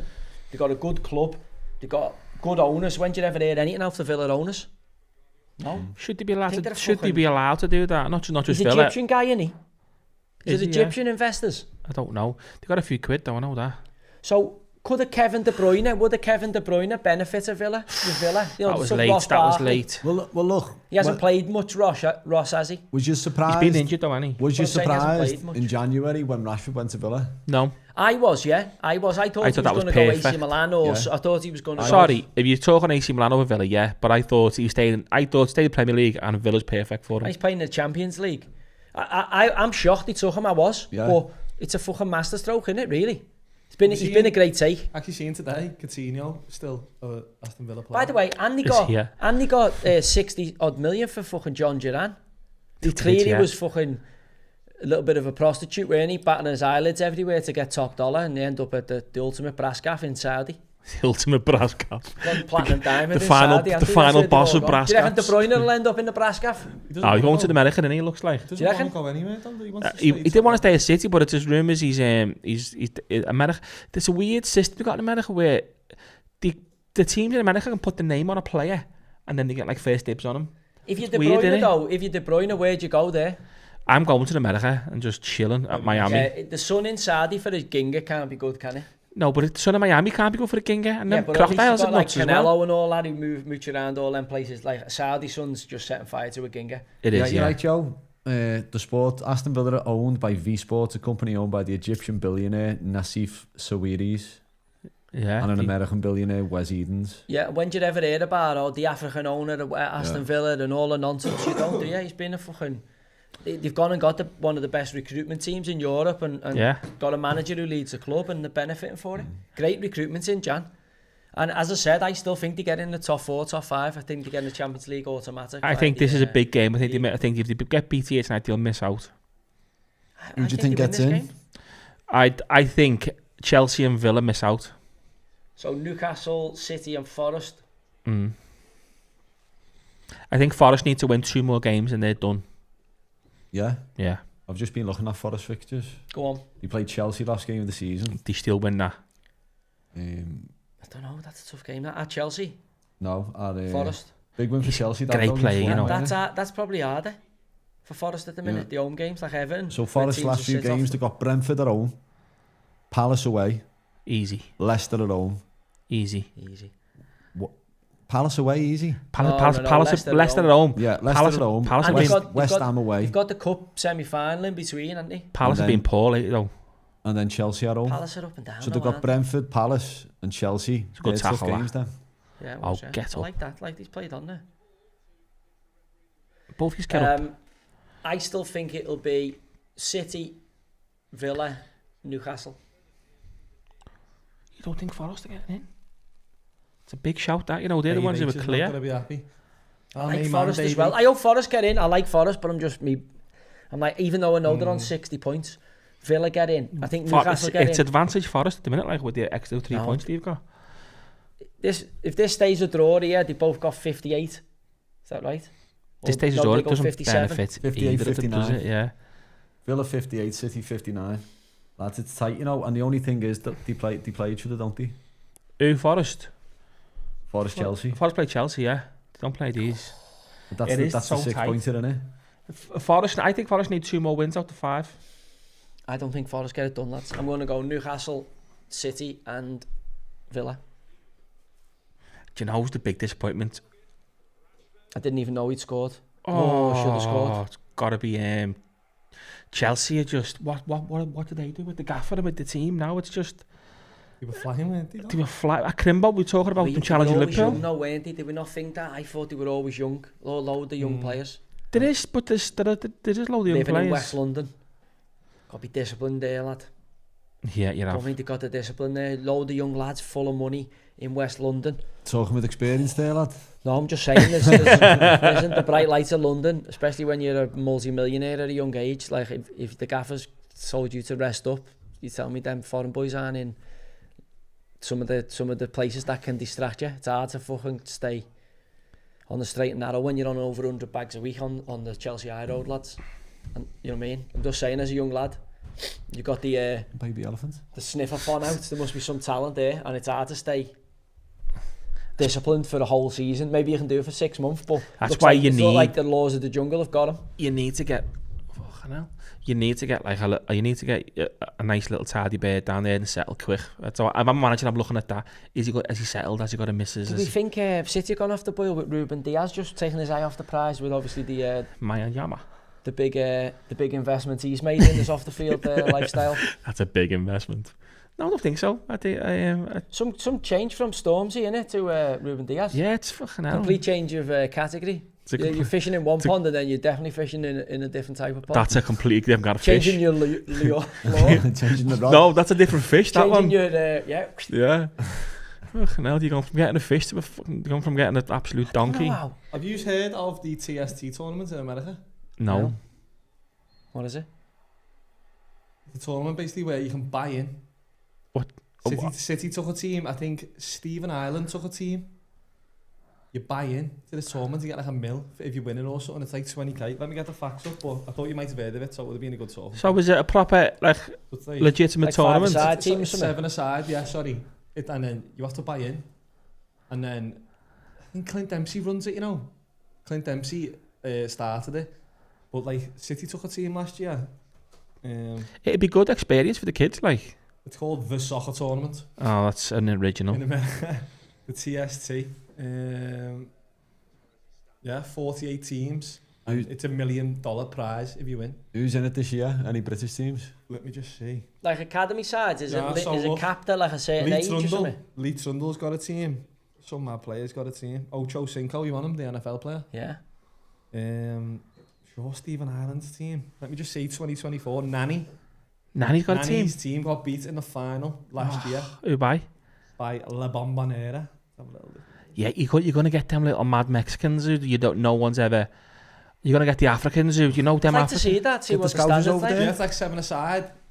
But yeah, it's like $1 million prize fund. It's obviously like... How much is it to go in now? 20k? Yeah, I'm sure it's like 20, 50k or something like that for it to buy in. Madness. I fancy that.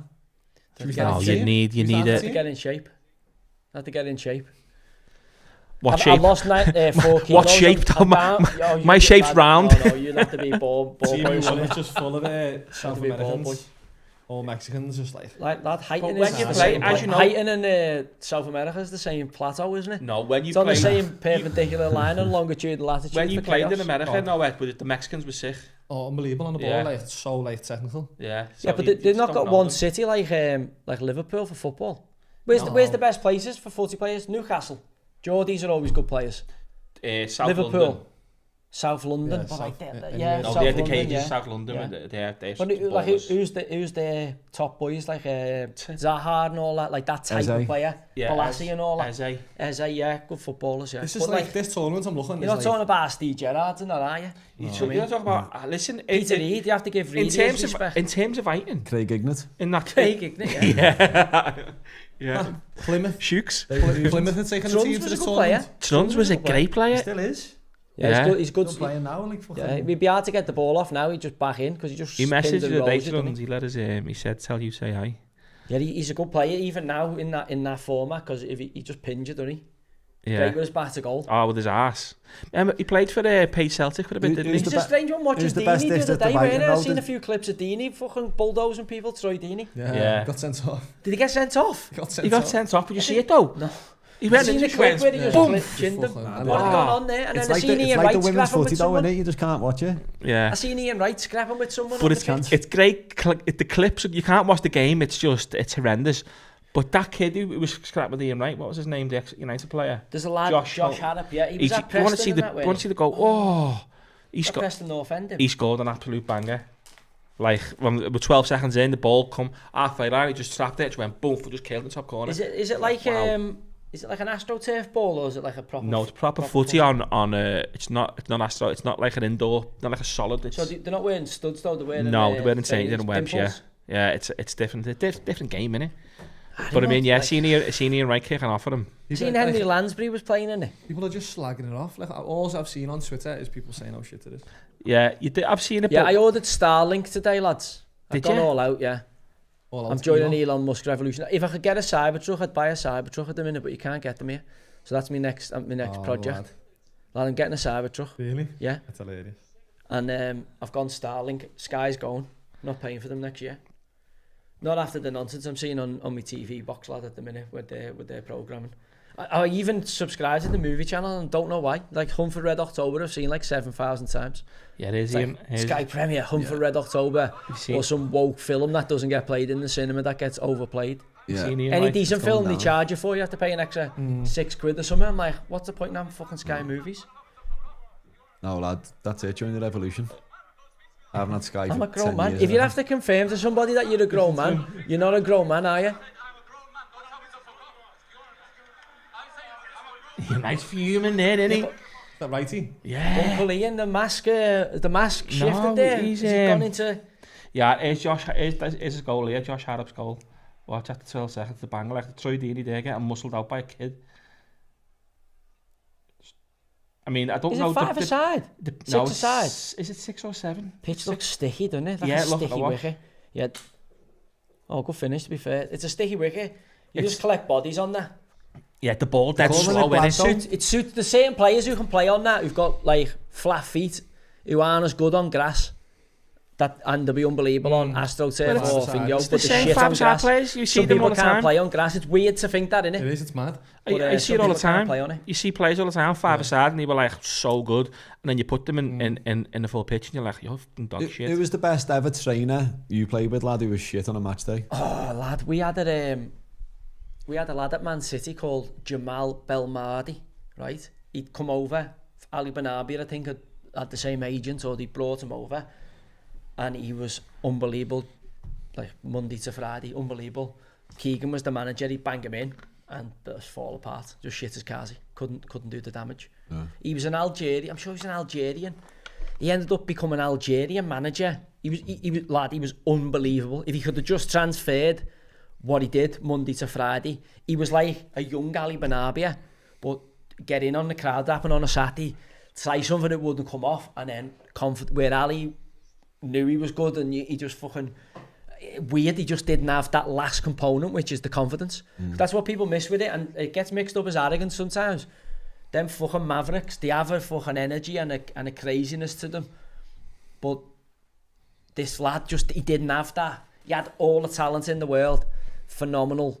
Say when you watch him in training, like, because you can gauge people off what they do against, like other players on your team in training, and he caused fucking havoc for everybody. Who was saying that about? Couldn't do it on a Saturday, lad. Someone said about Timo Werner, weren't they? That and in training he was just outrageous, but he just didn't bring it across onto the pitch. He just used to fart it. Never seen it, did he? Just never. But in training he was meant to be like scoring 6 it must be horses for courses, obviously. As you say, some people may be better suited to one league, and the amount of players. It's mad when you think like Roy Keane and Ian Wright. Ian Wright went to Celtic. Roy Keane never really happened for them. But then Bellamy goes there, tears it up. Chris Sutton does relatively well there, John. Like, it's hard to see who, like Tor Andre Flo doesn't. Where you go, what? Tor Andre Flo was tearing it up for Chelsea. Goes to Rangers. Fucking shit the bed. I think you've got to want it as well, though. I think sometimes they go there for like thinking it's going to be like it's this. They know that like Roy Keane's when he knew he was half gone. His game was. But So again, he knew. I think Gascoigne wasn't. They kind of got prime Gascoigne, but only because his life was fucking a bit mad and a bit chaotic. Yeah. And he wanted a bit of a bolt hole from whatever was going on in his life, and he got Gascoigne, had a really good time, and it worked for him. Like, he had some magical years there. Yeah, he did. But at that point, Rangers and Celtic could buy, Brian Laudrup, they could buy Henrik Larsson, they could. Whereas now, I don't think it's that type of league anymore. I think it's like a young kids developing from other obscure European leagues to be sold into the Premier League. I don't think they're taking either dyed in the wool England internationals like Terry Butcher, Ray Wilkins, Mark Haitley. Yeah. Do you know what I mean? Trevor Stephen. Mark Haitley. Like, wow. Even when I look at them teams now, these Rangers teams, you're watching them in the cup in Europe Thursday night. A lot of randoms in there. So what's the answer then? How do you fix that? I'd put Rangers and Celtic in the Premier League. Right, directly Premier League. Do What's not the pass point? go. Do not collect. Just make it a UK league. You've already got Swansea and Cardiff, Wrexham. So you just killed that, but obviously that we know that would kill the Scottish League, though. Well, it's done. It's killed itself, hasn't it? Yeah, It's okay. committed suicide itself. Well, I think the only way to get them in is that you brought all the teams into like a British I'd bring league. them all in. Yeah. Yeah, I would. I'd like that. But who can survive? Like Kielty Rangers, or like there's got to be a cut off, isn't there? Yeah, but So- not go like, to the Premier where'd you League, so go? they go into the Who conference. could you bring No. in? You've got to go. Edinburgh's a big city, so Ibs and Art have got to come in. Aberdeen have got to come in, and then Celtic Rangers. There'd be an argument for one of the Dundee sides, but also there'd be some going fuck Dundee off. They'd have to go into But some Dundee, kind I'd of... like Dundee in because it's St Andrews in it. So if you could develop the Dundee clubs, You got St Andrews and some phenomenal golf courses on your doorstep there. You are golf man. But I'm saying I've got the golf book at the minute. Any mad American fancies helping Dundee or Dundee United take on the Old Firm. But we need a lifetime membership at St Andrews Old Links and surrounding courses to do it for you. But I'd definitely move up there, and if they could get in the English League. If it can go to like a seeding system and then every team... Who gets in then? Wrexham, Swansea, Cardiff. They're in, aren't they? Yeah. Could you see a Northern Irish team, like a fucking bringing one of them in just because it's a UK league, like a Linfield or a Glentoran or someone? No. Not even close. Yeah, but I'm saying, forget the team TNS. they've got now and the infrastructure.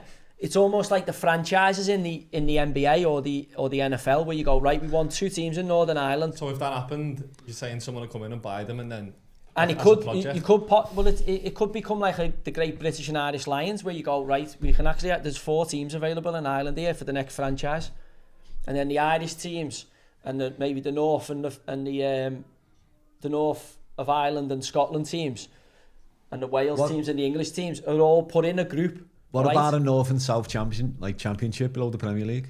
I don't think that works. I'm saying you've got the Western Conference, the East, a way of doing that where you've got the whole of the British Isles, right?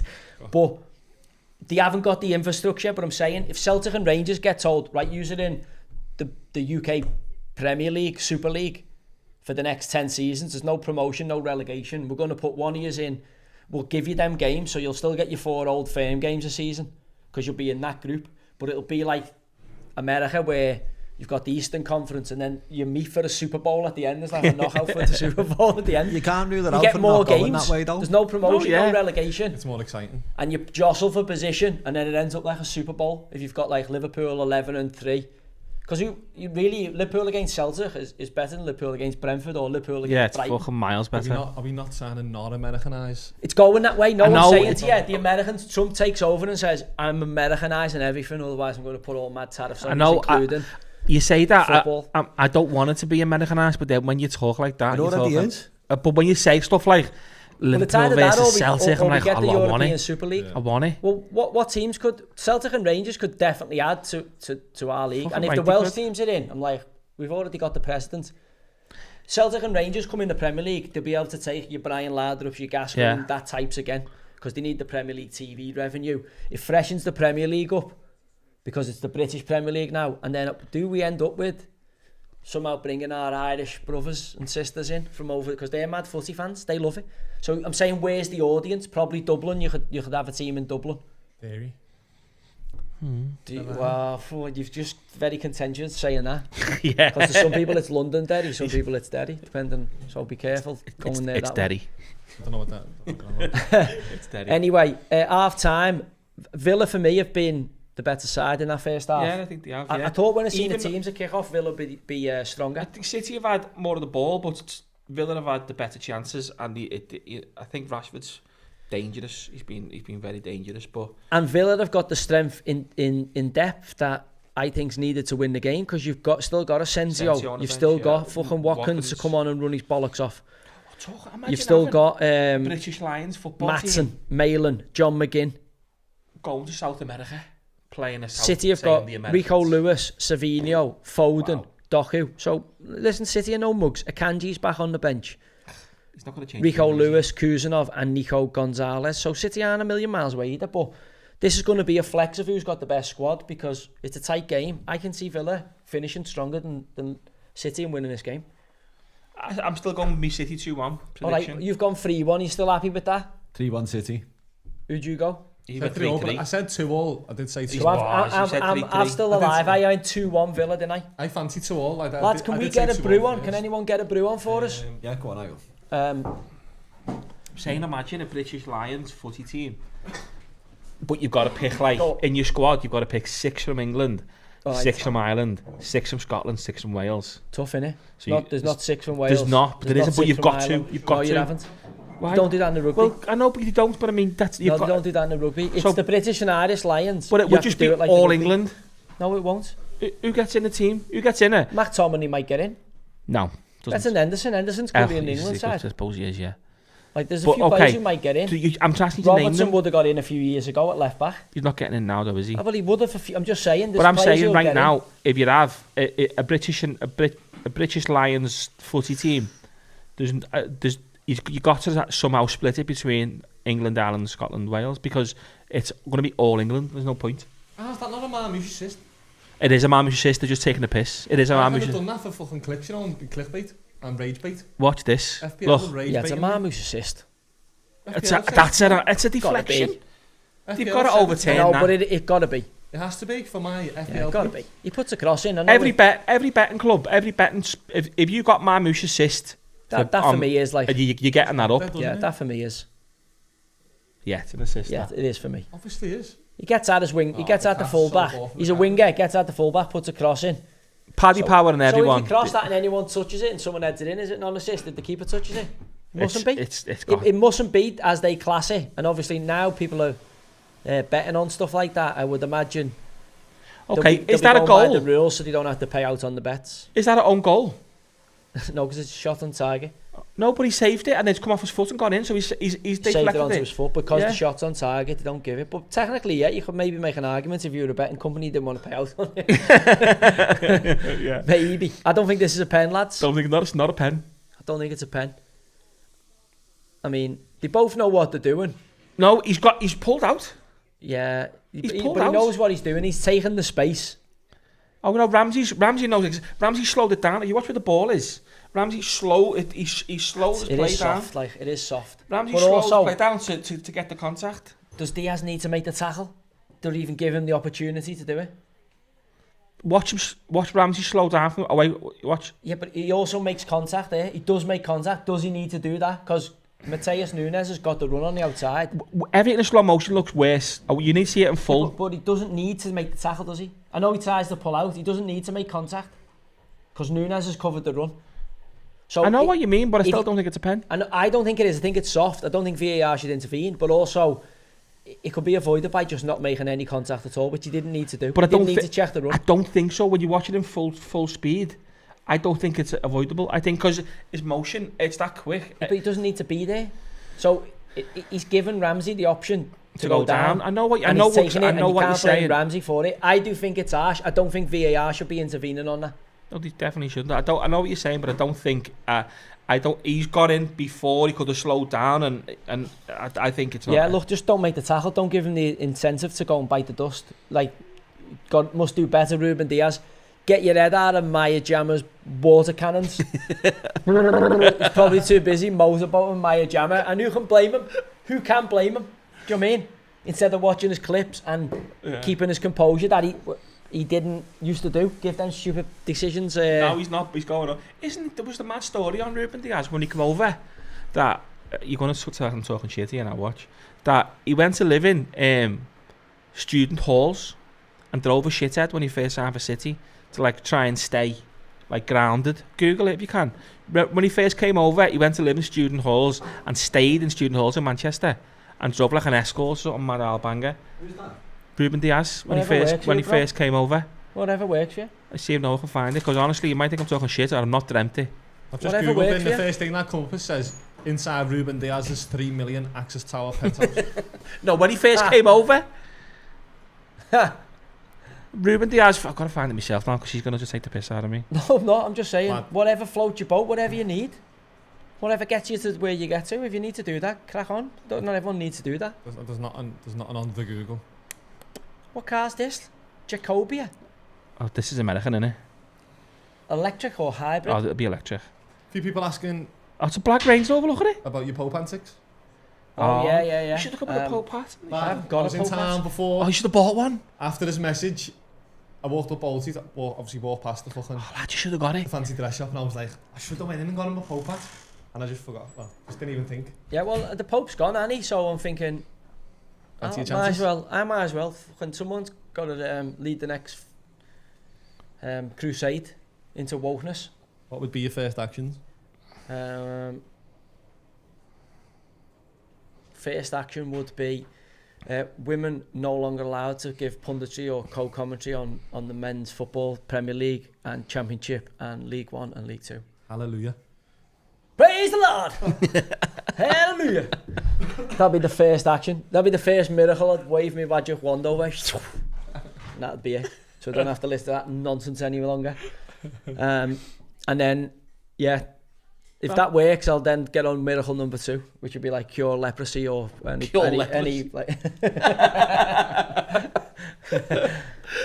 Cure leprosy. They're saying it might be an Africano Pope, the next one. Pope Sarah. Pope Sarah. Full Africano. Yeah, but it's going, is it a woman? No. That's a surname. But his second name's Sarah. He might pronounce it different, but he's an Africano from the well, that could be a good thing. He probably won't be a nonce then, will he? Like the rest of them from over there. Would that be a first? A first non-nonce Pope. That would be a first. First black Pope. Is that a first? Yeah. I don't think we've ever had a black Pope. I've never heard of one. As long as you don't fiddle with kids, I don't care what colour he is. I don't think that's on the questionnaire that they fill in. Yeah, I think it is. Have you got a tendency to touch young boys? Yeah, but I don't think that's something that when they're applying for the job of Pope that they no, they tick yes, they go, you got the job.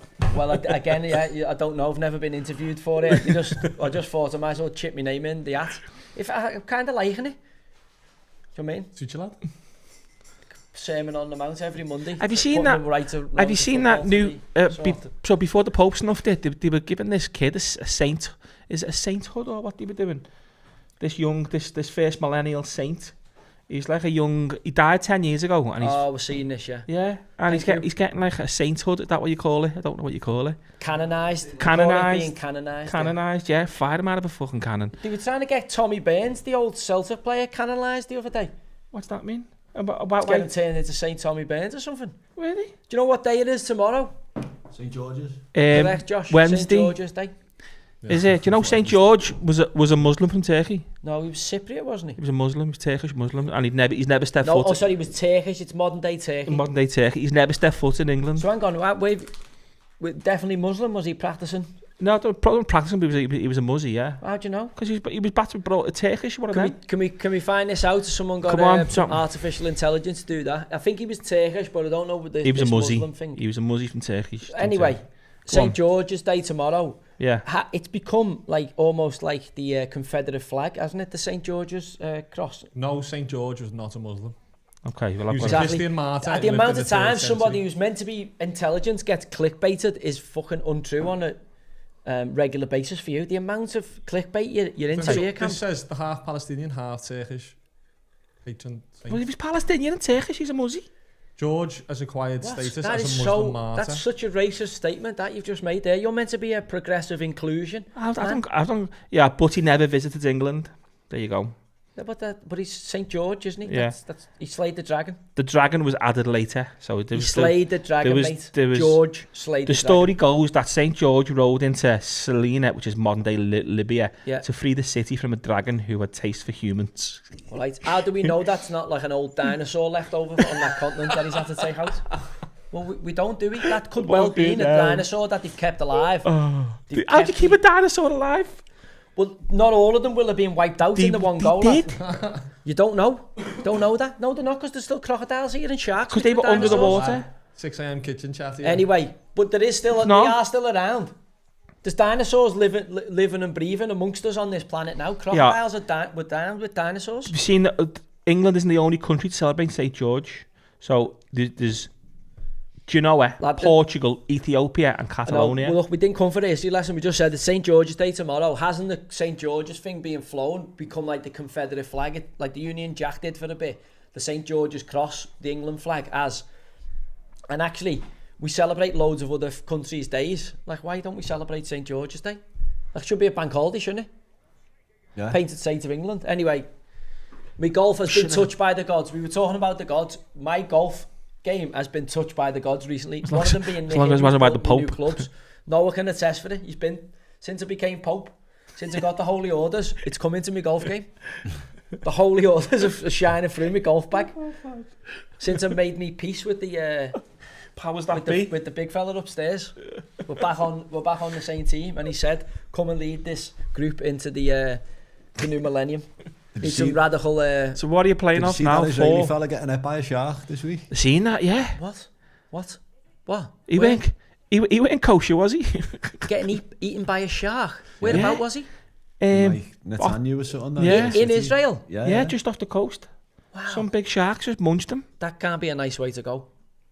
I said, was he kosher? Whose is that alarm? There was one going off before. Lad, how can you hear that? My ears have gone, haven't they? So there's no changes.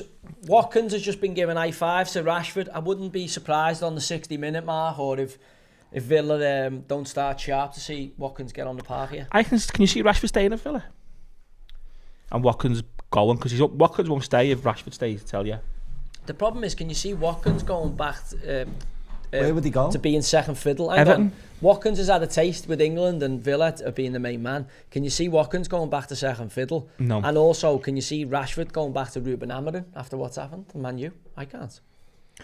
So you could see a world where Villa take him for the next period. Is it an option to buy? I don't know the option to buy, but I think there's definitely be conversation, wouldn't there? Do we think it's been a success for Villa? Yeah. The Rashford sign? I think it's been a huge fucking 100%, success. yeah. And Asensio. I mean, his penalty taking leaves a lot to be desired. Rashford. Asensio missed 2 in the I was going to say, I think, Rashford. They've got an option to make it permanent for 40 million.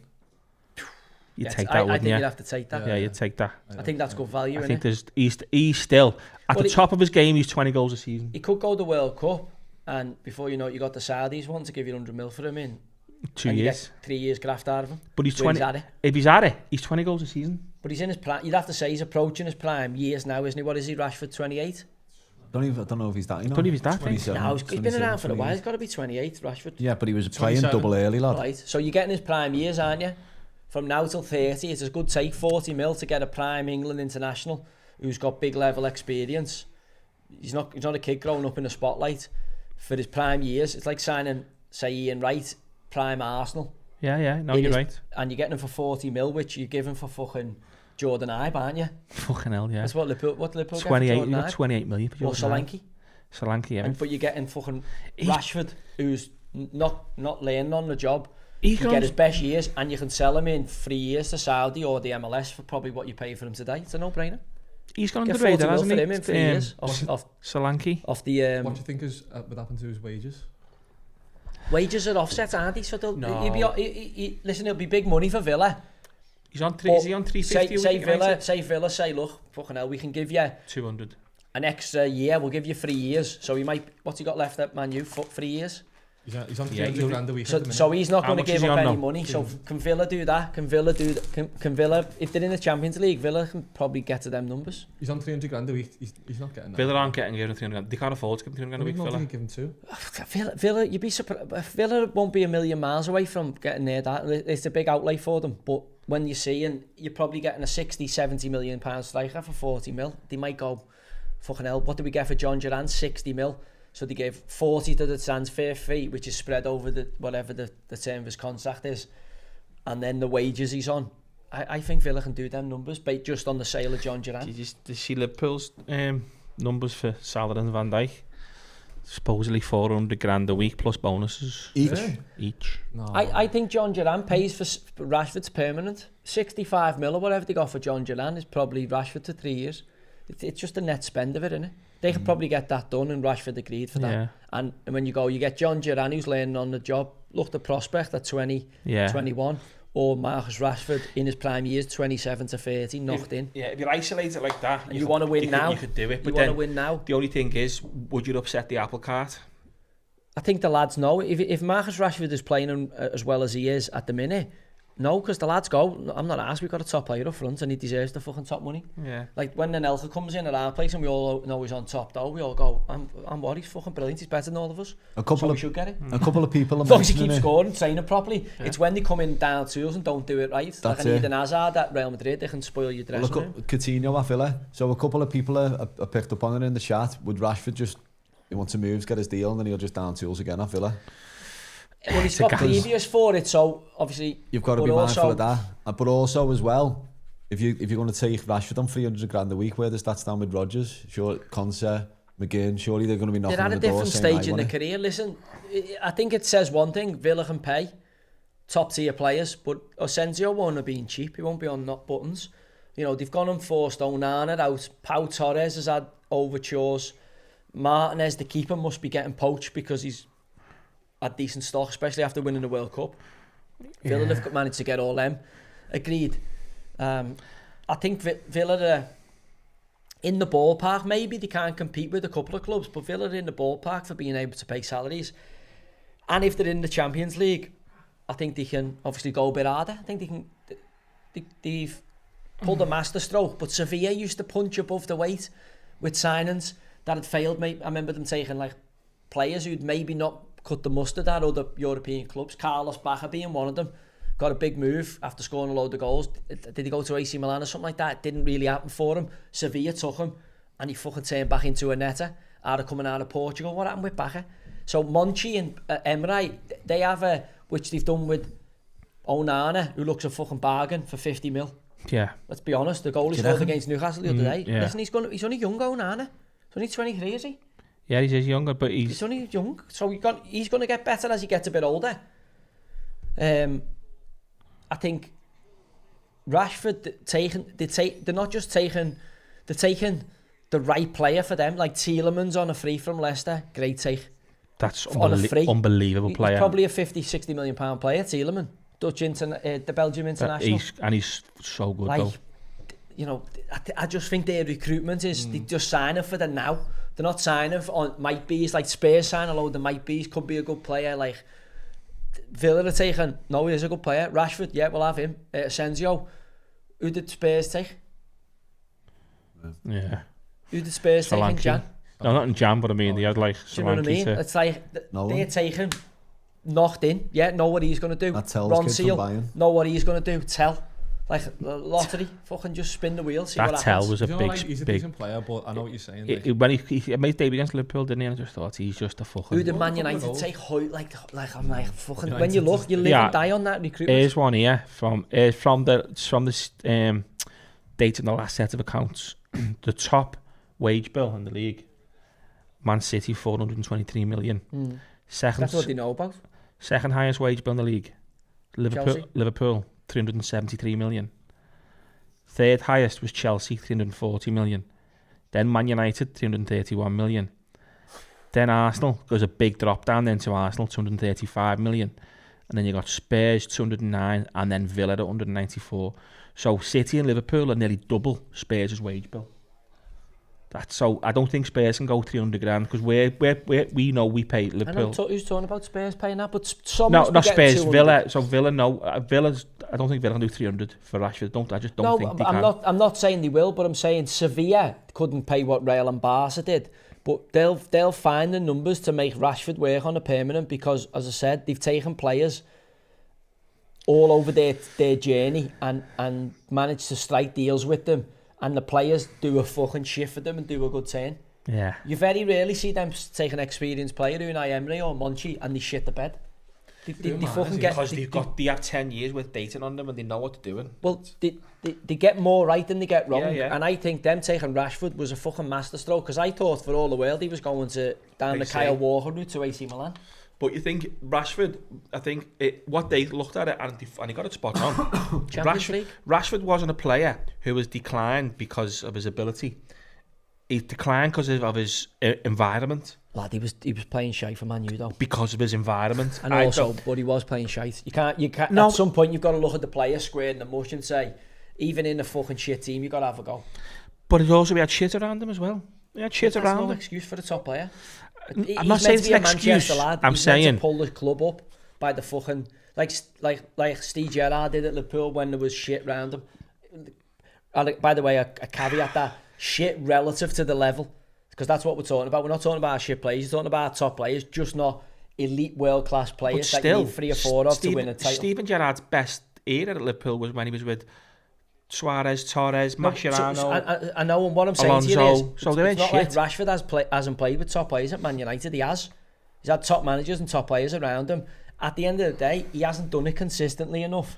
Now, he's 27. If he's going to be a fucking big hitter, you know, he was left out the last England squads for the major tournaments. He's got to fucking go now because you don't get now prime years back. And he's already wasted a few years. 27 to 33 for strikers is now your fucking prime. Pure defines your career from 27 to 33. If you get it right here, Rashford, you end up fucking Villa winning the FA Cup and winning trophies at Villa. That'll be as bigger than what he's ever done at Man United. because Villa haven't won any for ages. Man United are still coming out the back of the fucking Scholes Beckham era and all that class of 92. They won't even be remembered. Rashford, but still, I think what the Monchi that was seen is that he hadn't declined because of his ability. He declined. A part he was playing shit, you know that, but definitely a big factor in Rashford's decline was his environment. But what had to be factored in as well is the fact that he signed a big deal. And listen, he never showed the hunger that he showed when he was needing to get his finger out to show he was worth the new deal. So you've got to make an educated guess there. Has the fire gone out of this fucker? He's done well, De Bruyne there. Can we get that fire burning inside of him in a short space of time? And the fact that he took him on loan and thought he could. I mean, I thought he had a bit more to do to get fucking back into that spot, but that's... He hit the ground running, he did. No.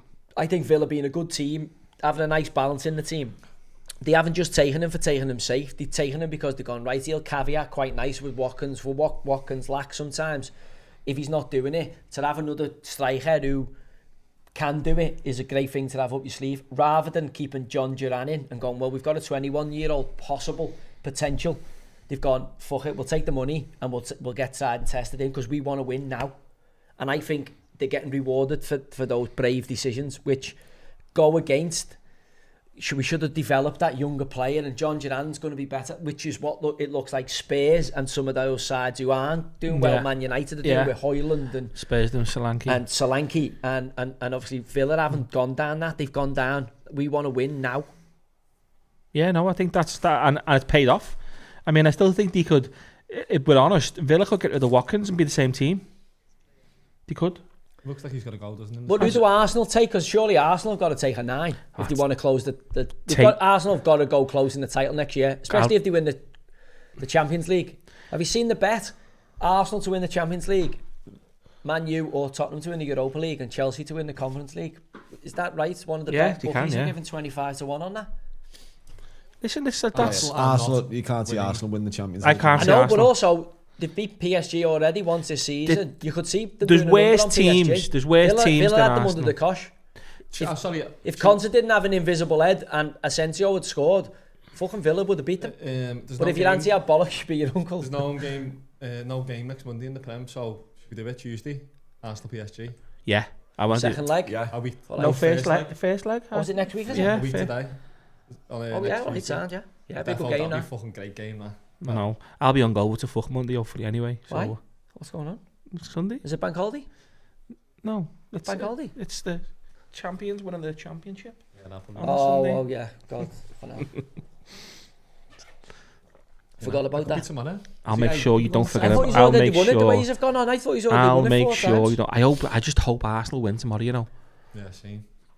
I just can't be harsh with. Why if they don't win? If you've won it? Yeah. Who are they playing? If they get beat. Palace away. Even if they draw. Is it Palace away? It's Palace. To be fair, they're going well. Arsenal full of confidence. It's Palace at home. Is Palace at home? Ah, yeah, they should be Palace at home. I think they only played against 10 men for 60 minutes at the weekend, so it's half like a training session now. Yeah. 4-0 win. That's massive. That 10 men in the Premier League now because the energy. I don't think it was a red, mate. It wasn't a red, wasn't. But do you think it was a red? No. Josh, no, I haven't seen it. A few people saying like they thought it was a red, like Piers Morgan and that to challenge him and say. I think what it ticks one of the boxes, which is a red card. Can't say that. I can. They can't say that.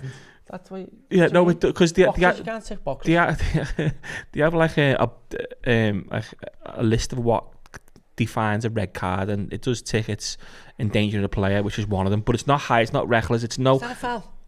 No, it's not. It was. Listen, it's not. It wasn't high and reckless. He was in control. It was forced. There was no force in it. It was accidental. How do your legs fall away like when someone touches you there? It's the pause. So if I touch you there, how do your legs just completely give way? Unless they got a taser on their hand. It's unbelievable. No, yeah, VAR overturned it. VAR overturned that one. No, but I'm saying this one here. He's just gone like that to Rodgers. And his legs both legs flail, and he goes on the floor, and I'm going, how is that a hate it. How? I get if he pulls him back or something, but I'm like, and the ref gives it. I'd love to be a ref. Would you? I wouldn't give fuck all, mate. Like, I'd be play on. Would not get like. Play on. But the red card for like. I would VAR it, yeah. Play on. Get on with it. That'd be funny as a ref. Do you know what? I'd like to ref a game. I reckon I'd be an unbelievable ref. I'd be sound. I'd know all the dark arts. I'd be like, come on, lad, fucking messing there, aren't you? I reckon it'd be hard, the pace of it. I like a high level ref, I reckon it'd be so hard. What are you trying to say? I might be able to keep up with the pace of it. Me? Yeah. Joking, aren't you? Chance. Ran half marathons with pulled calves, lad. Oh, do you see Ned done Pauline sagging off, Ned done the Boston Marathon? Old ball. Used he? Ned done the Boston He's a Marathon. machine, to be fair. Lad, that would have been a great goal. But he'd pulled his hip. So Ned had pulled his hip like a week ago in the races. When was that? 3 weeks ago. He said I'm not running till the Boston Marathon, and he got to like 25 mile in. I said, and my hip just went, and I couldn't, and I was limping for the last couple of miles. And then he got to like 200 meters and collapsed on the line. He had to get carried over the line. Still done it in 4 hours 4 minutes with a grade 1 tear in his hip. What did he do to his hip at the races? No, he did it before the races. He looked level there. He did look level, didn't he? Level. But yeah, so Boston Marathon 4 hours 4 Fair minutes play. with a fucking grade 1 tear. No Ollie what yet? No. No, I they're bringing 5 on minutes. Super John McGinn. He's brought him on. Centre half. There would have been some goal there, young McAtee. Yeah, Super John McGinn. There's Desai. I think he was a great take. There's Desai from Chelsea. He was a mad one, because why did he let him go? He just needed I a keep run shitting of me. games and fitness. And I don't I think keep he... Yeah, shitting because myself. that There's a screen laptop over over there there. froze you, doesn't it? I've done it I'm about going, 3 oh. times. Like, oh, yeah. The fuck's the The screen? laptop's up The over laptop there. over Every there. time you look, it looks like Every time someone's it over looks like the, someone's walking past the window. So keep shitting myself. Yeah. Yeah, you can see it, yeah. Yeah, it is. It froze you a bit. Yeah. Yeah, I think he's just had the same as Villa. He's had a little bit of a struggle with his regular run of games and fitness because he is a big lump, isn't he? Yeah. But I think he was a really good take. Interestingly, they keep playing him at right back, so it's a completely yeah. different look than what you're getting off Matty Cash. It is. He's a solid. He's when like Liverpool been playing Quanta right back a bit, haven't they? He's been coming on to a bit of the same kind of style, innit? Do you know who's done well, really well for them recently? The lad they took out of Marseille, this Kamara, the older midfielder. Yeah. I think he's looked good, given him good balance in there. And Onana, I think he's just developed as a player. I think he's been a good take for them. Got the physical That's a attributes. foul. They just recruited well. So overall, there's not one player you think, yeah, they shouldn't have got him. But it'll be interesting to see what happens in the off-season, because obviously it looks like Newcastle are going to take the fucking straps off the war chest. Is the size he just come in at right back here? I froze. Yeah. Carded me. It looks like Newcastle with the FFP restrictions are going to be trading heavy, and they've obviously got the silverware on to recruit City have got a court case with the Premier League in October, I think it is, over the self-funding rules, because they're trying to say, no, we can't, we want to self-fund. It's going to be big boots to fill. De Bruyne, who fills Kevin De Bruyne's assists and goals for City and them great teams. I think the kid from Leverkusen is the only one. Florian Wirtz. He's the only one for me in Europe who could do that as good as De Bruyne done in the past couple of years. That's going to be 100 mil. Plus. If they're not going to buy back on Cole Palmer. It's a good shout, but I don't think Cole Palmer will go back there, I think he's time to fuck I off. could see Cole Palmer going to Man United at He's some point. He's a big United fan, isn't he? I think Cole Palmer, I don't think he's bothered about... I think Cole Palmer's like a kid at heart. He just wants to play footy and score goals. He's not really that bothered about, I want to... Don't you look at Rashford though and just think you are once he comes, because he just the way he He's just turns it off and on like that. Yeah. Like He's got it. And sulk and skulk about, and then the next minute he can move like that. You just think he's watch it. cheeky bastard. Um, And diddle don't now. Yeah, we're on. We're level. We're synced. Yeah, it's frustrating, innit? Because there's a player in there. It's still interesting to see him play through the middle in the 9, isn't it? Because for loads of his career, he's played obviously on that kind of left-hand side, cutting in. Yeah. And he's got the weirdest shaped head I've ever seen in my life. Pharaoh head. Oh. Do you know if they put a statue of him on the pyramids, he would have one of them oblong heads like Can a we pharaoh, talk about the pyramids? Oh no, because that's freaked me out. What, the energy chambers underneath? Oh, my head. I went into a mad rabbit hole on YouTube at like 2 in the morning. One was my bear woke up at like 2:30 and went, are you still awake? I went, no. I was on my phone watching this fucking these mad energy tubes that go like 2 miles in the ground under the pyramids. The pyramids are basically caps. That's always been known, hasn't it? Like, you know the stone outdates, the stones at the base of the pyramid outdates whatever human civilization's meant to have been here for. And they've also got loads by like 50,000 years. And they've also got the stones at the base of the pyramids are full of coral. Like, so there was like as if like the water eroded them for a bit as well. So that was before obviously before the last ice age, and so there's all mad shit. The pyramids aren't all what we think they are. There's definitely Not this type of channel. I know, yeah. Anyway, it's the History Channel. Game's getting a bit of a lull in it, lad. So we just it has gone, but also to get into the pyramid chat there, I didn't know we had a fucking Egyptologist in the building. Listen, Father Campbell, yeah. Father Campbell. You learn new things every day. I just had to mummify me. You need some fucking bog roll there. No, I don't. There's a lot. I think there's been loads that's gone on way before that we don't know about. But the thing for me is some fucking knows, and they fucking, I reckon they've got all the evidence of it. And we're never going to find out. And we'll never know. We need to get David Icon to talk about it though, don't we? Do you know what? I just want to stick to footy and golf at the minute. I've just found my groove on the golf, and I've got too much on learning the game and all new stuff. Did you drop a shot off yesterday? Any shots? Down to 3.4 now. No. Yeah, I am, yeah. 3.4, yeah. I lost 0.6. Wow. What's the mole playoff? But do you know what's invoked me when they poked the bear when I commented on Rory McIlroy, which was just my opinion, and all the golf world started kicking off at me. I said, that's what I'd do. And they were like, you're shit at golf. I'm like, oh, fucking see you shit at golf. So when I win the British Open, you'll realise who poked the dragon. But I'm going for that Masters tour. I think I can win the British Senior Masters. You'll have to give a shout out. I seen Bullard saying he's going to go on the Seniors tour, and I'm like, I reckon I'd beat him. He's meant to be good, Bullard. Drives the ball, but yeah, he's got this claw putting. Like, that's you played that? Didn't you play against him with him? No, I'd done Tubes. I gave Tubes a dusting, didn't I? Give him a dusting. No, what do you like, Tubes? Does he sound? Listen, he's playing golf every day, lad. I weren't playing every day. I was managing Bristol Rovers and I gave him a pasting. Now I'm playing every day. The different. I was out chipping this morning to put me out I've grass in. seen it first hand. Do you know what I mean? All different chips, different pins and that. That's maybe before. I'm a semi-pro golfer. I'm taking the papacy. Like I can get to play a bit more golf, and the Lord is now. I hit the trees on the fairway. Hit the trees back into the fairway. Honestly, when you got the Lord on your side, your golf game does half improve. You'll have to just hear Noah going, rah! He's hitting fucking sprinkler head and going left. You'll have to give a shout out to Ashley and Westy for having us on form the other day. Oh yeah. Ash Rimmer. It came about. We had it. Yeah, it was a tweet because he was going on about something to do with golf. How the fuck are you not inviting me? Because we can't be asked looking for balls with you at Formby. When you get yourself category 1, when you're a single figure golfer, we might start taking you to away days. Now Josh is in the single figure category. Fair but I'm not looking on double fairways across for your ball when you have a Bobby Boucher moment. With his putter, lad, he's getting the Bobby Bouchers with the putter. He's got like a little putt like that, he just like tap it in, he goes, I'm like, what's just happened there? He goes, just tap it in. Just tap it in. Get a faster hole.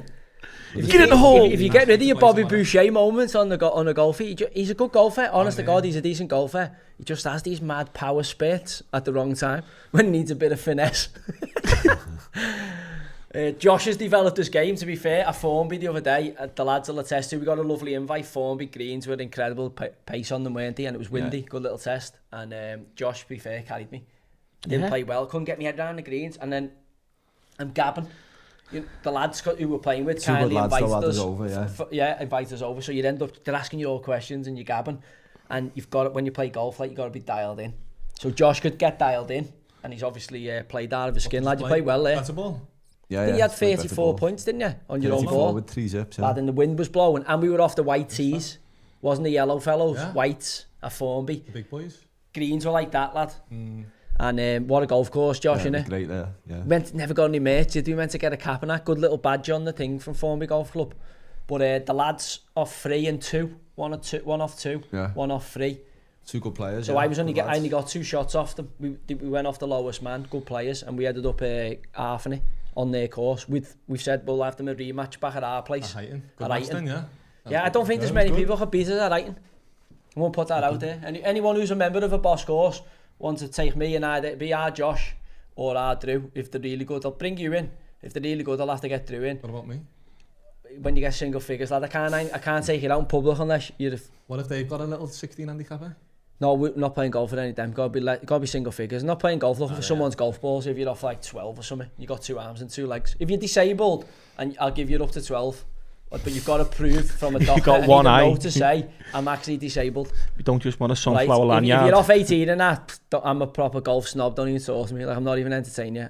If I get drawn with you in the comp, I'll play with you because I've got to, but like I'm not looking for your balls and all that. If you want to sit in the trees and fucking start searching for the Wilson staff for half an hour, Well, I've got better things to do from the middle of the fairway, You'll mate. see on Sunday with me. I've got to keep my new shoes clean. I've got brand new shoes on. I'm not getting in the mud looking for your fucking Wilson staff with like it's a family heirloom when you fucking clearly just keep towing bungo and every ball you've got into the bushes or the streams.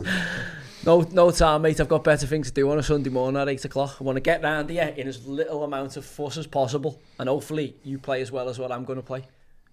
That's where I'm at on the golfing. And I'm going to come heavy. I'm coming heavy for the gross stuff. I'm now thinking about winning the gross comps. I'm 33-1 for the Grand National, 33-1 for that club champ, but I'm moving in the right direction. I'm trending, as they would say in the golf world. I've got loads of work to do. Is that off scratch? Scratch, that's mano mano. Are you playing that now? Yeah. You qualified? Yeah, you can't. You're not allowed to play in it, lad. Yeah. No, so when Not you can yet. play in that, I'll take it on the away You've got days. 10 years on me, you've got 20. Look, it is what it is. It's not for every man. If you can play snooker and golf, do you know what I mean? That's where it's at for me. They're the ultimate test of sportsmen. The snooker. Have you been watching the snooker this week? No, I think I'd rather shit in my hands and clap. Honest to God, I mean, Ronnie's playing today. I've missed Ronnie because I've been out and about and we're doing this. John Higgins was last night. It's like a fine wine, Johnny Higgins. Loads of the seeds have gone out, lad. It reminds me of my granddad. We used to sit and watch the snooker for the full 2 weeks. Yeah. Like that was, it's the World Championship. I'm hoping Ronnie's turned up today. I don't know how he's got on. I hope he turns up because when he plays well, there's no one better to watch is there than Ronnie O'Sullivan. What's the commentary like in it? John Virgo's still on it? Do you know what? It's on TNT this year, isn't it? So it's a bit in and out. Like it's a bit in and out. Obviously BBC Two when it's on BBC Two as well, but it's obviously on TNT most of the time. But BBC Two have still got some rights, and then you get John Parrott in that, and it's good. Ken Doherty. TNT's shite. Like the commentary on the Masters John on Parrott was meant to be a BBC. member of Formby, isn't he? I think they're all up them ways somewhere. They're all up there playing golf. But as I say, anybody who's a member of a good golf course, get in contact as the lads did there. Ash and that got in contact with Josh. We had a finger out. They invited us up to Formby. We went up, got a good tea time. We had them a game of better ball match play. On the ball half, had a little chat and that afterwards. It was good, wasn't it? And then if we beat you at your place, then unlucky sayonara. If you get a draw or you beat us, we'll bring you back to our place and give you the game. And if you beat us in both, we'll obviously play you at snooker then. And if we beat you at snooker, unlucky. We're the greatest sportsman then, yeah. But that's where it's at. That's Get the darts out! No, I don't like darts. It's snooker and golf. I've got a dartboard for the studio actually. No, I can't play darts. Yeah. I haven't got. You've got the physique for it. I ain't got the physique. I've lost 4 kilos since I've stopped Like drinking. Luke Little as undies, me, with the pen in my hand. Stopped on the Guinness. Stopped the drinking. Like You knocked it on the head fully. well, my last pint was at the Newcastle Liverpool Cup final. Was it, yeah? And I thought, what a way to go out. All the Geordies, great result. Obviously, fantastic game of footy. Seeing a lot of sad, entitled people's faces. You know, we thought they were just had to turn up to win a trophy. And I thought, that's a good way to go out. And I thought, I'll have a little run, get myself fit. I know, it's a title. Got to play in this charity match at the end of the I month. was at the match, he texted me, but I'm in my location, I'm in Wagamama's. I was like, fucking in the fan zone, I'm going to Wagamama's to see. That's where it was at, lads. Fucking Wagamama's Atmosphere in entitled. there, that's where it was at. It was going off with the Pokeballs in Wagamama's. It was the only place you could get a pint. It was full of Geordies everywhere. It was full of Georges everywhere. And you had to have like tickets to get in the box park and all that. Box park sold out in like a minute, didn't it? Bizarre. But also, I mean, I could have got you in if you'd asked. It's been taken from the fan, hasn't it? The spontaneity. Do you remember? No. What month was it? March? Yeah. About 6 weeks ago. What's that? The 3-month period, me and Josh were a little bet off the island. Glastonbury, he said. That's going to be hard, isn't Are it? you allowed to have a pint in Glastonbury? Glasgow? No, I'm not going to, no. You're not going to have a pint in Glasgow? No. Oh, lad, that's unbelievable. Yeah, it's going to Have be you got the taken. tickets sorted yet? Do you know what though? They were all having a pint on Easter Sunday, and I didn't miss it for a second. Like the decibel. I just sat. I was able to watch the snooker, watch the footy. I was like, you could go, and then all of a sudden about 6 o'clock, you just heard, and you go, oh no, they've moved into the next noise level. Yeah. Anyway, the next day, everyone's suffering. I was out, skipped out. Had 40 points off 5 at Brighton without knowing at 8 o'clock in the morning. Drizzle, like the drizzle. It's a test of golf, lad. So Glasgow, no bevies? No. That's going to be mental, lad. I've never done it that way, so I'm like, I just want to experience it. I've said this year, I want to go in like the daytime. I want to go like the healing fields and just have a little... I don't know about that, but I I want to see part of it I've not seen. That's what I want to bounce around there, but I've never been. So, and the only way to do it is Staying differently. Do you know what I mean? Like I'm just not drinking, that's all. So that doesn't, there's other stuff, there's loads of other stuff you can do. Have you seen that Masters and Just Massage saying place? there's loads of other spaces and that you can go and see and get into, isn't there? Just like don't a have to sauna. drink. Have you seen I the just don't sauna? fancy Been having the sauna, hangovers. I'm You've not been saying I'll there? make it Been through. sauna. I'm just saying that's my intention. You've done Glasgow Do you know what I mean? inside out, haven't you? There's sauna in Glasgow, yeah. There's a load of different ways to do it though, isn't there? So I've done it similar way every time, so I'm just going to try and do it a little bit of a different way. There's a reason for No that. matter what, you'll have a great time there. Do you know what I mean? I've never not had a good time there. Yeah. But I've been there before and not drank. The first time I went, I never had a drink. I was playing. Playing footy. I was 17. Never, I didn't drink. You bumped in that first time, remember? Didn't have a drink though, yeah. I jumped the fence, got in. And I didn't have a tent or anything. And I never had a bevy the full 3 days I was there. Did you go down with Birdie and that? No, there was a bus pulled up. Remember Aston and all that from our close? Bus pulled up at tranny van and everyone just got in the back of the tranny van. I was like, you got one? I was like, yeah, give me 5 minutes. Got a little sports bag together, bang, with Westhead. Yeah, Just went, come on, let's go. And they went, have you got a tent? I went, what do you mean, tent? They're like, we're here for like 2 days, 3 days. I was like, no, I haven't got a tent. They're like, have you got this? Have you got that? I was like, no. What have you got? I was like, just what I've got here. They're like, oh. Who was headlining that year? Can you remember? Yeah, Pet Shop Boys. Travis were massive then. Who else did they say? Coldplay played that first album, Yellow and all that. That was They 2000. were on the other stage, like on the little stages Unreal. down the side. And it pissed down one of the days. So when I got there, it came over the fence, all right? And it was, say, 6 o'clock in the morning on the Friday morning. Sorry, Saturday morning. We'd gone Friday night, it was the Saturday morning. So everyone's been there, probably went from Wednesday, Thursday. Came over and it was going like dusk, so it was going like light about 6. So, but there was people all like dancing in the mud. It'd been raining the day before, covered in mud, outside one of them little, where the music's still on, round the fire. And I was just like, wow, like people who were like your Mars age and that, with like naked with all mud rubbed on them all, just like, whoa, and I was just like, wow, where have I come to? What the fuck's this place? It was like going and seeing like an ancient tribe in the fucking Amazon rainforest who hadn't seen people in the midst of like, I was thinking I was going to see all festival heads and people who go to concerts. Obviously the next day when the normal people get up and come out, but obviously it was like 5 in the morning and it was when the lunatics are out and still about. I was just like, wow, what the fucking hell's this place I've got into here? And then the sun comes up and we had to sleep rough the first night, so we just slept outside. Didn't rain that night, although it'd been raining. And then got up in the morning, it was like a dew on you, so you were wet, but like I'd slept next to a fire that had gone out. It was like so scatty. This was in like in the concrete, in the jungle. Wasn't like in the posh bit or anything.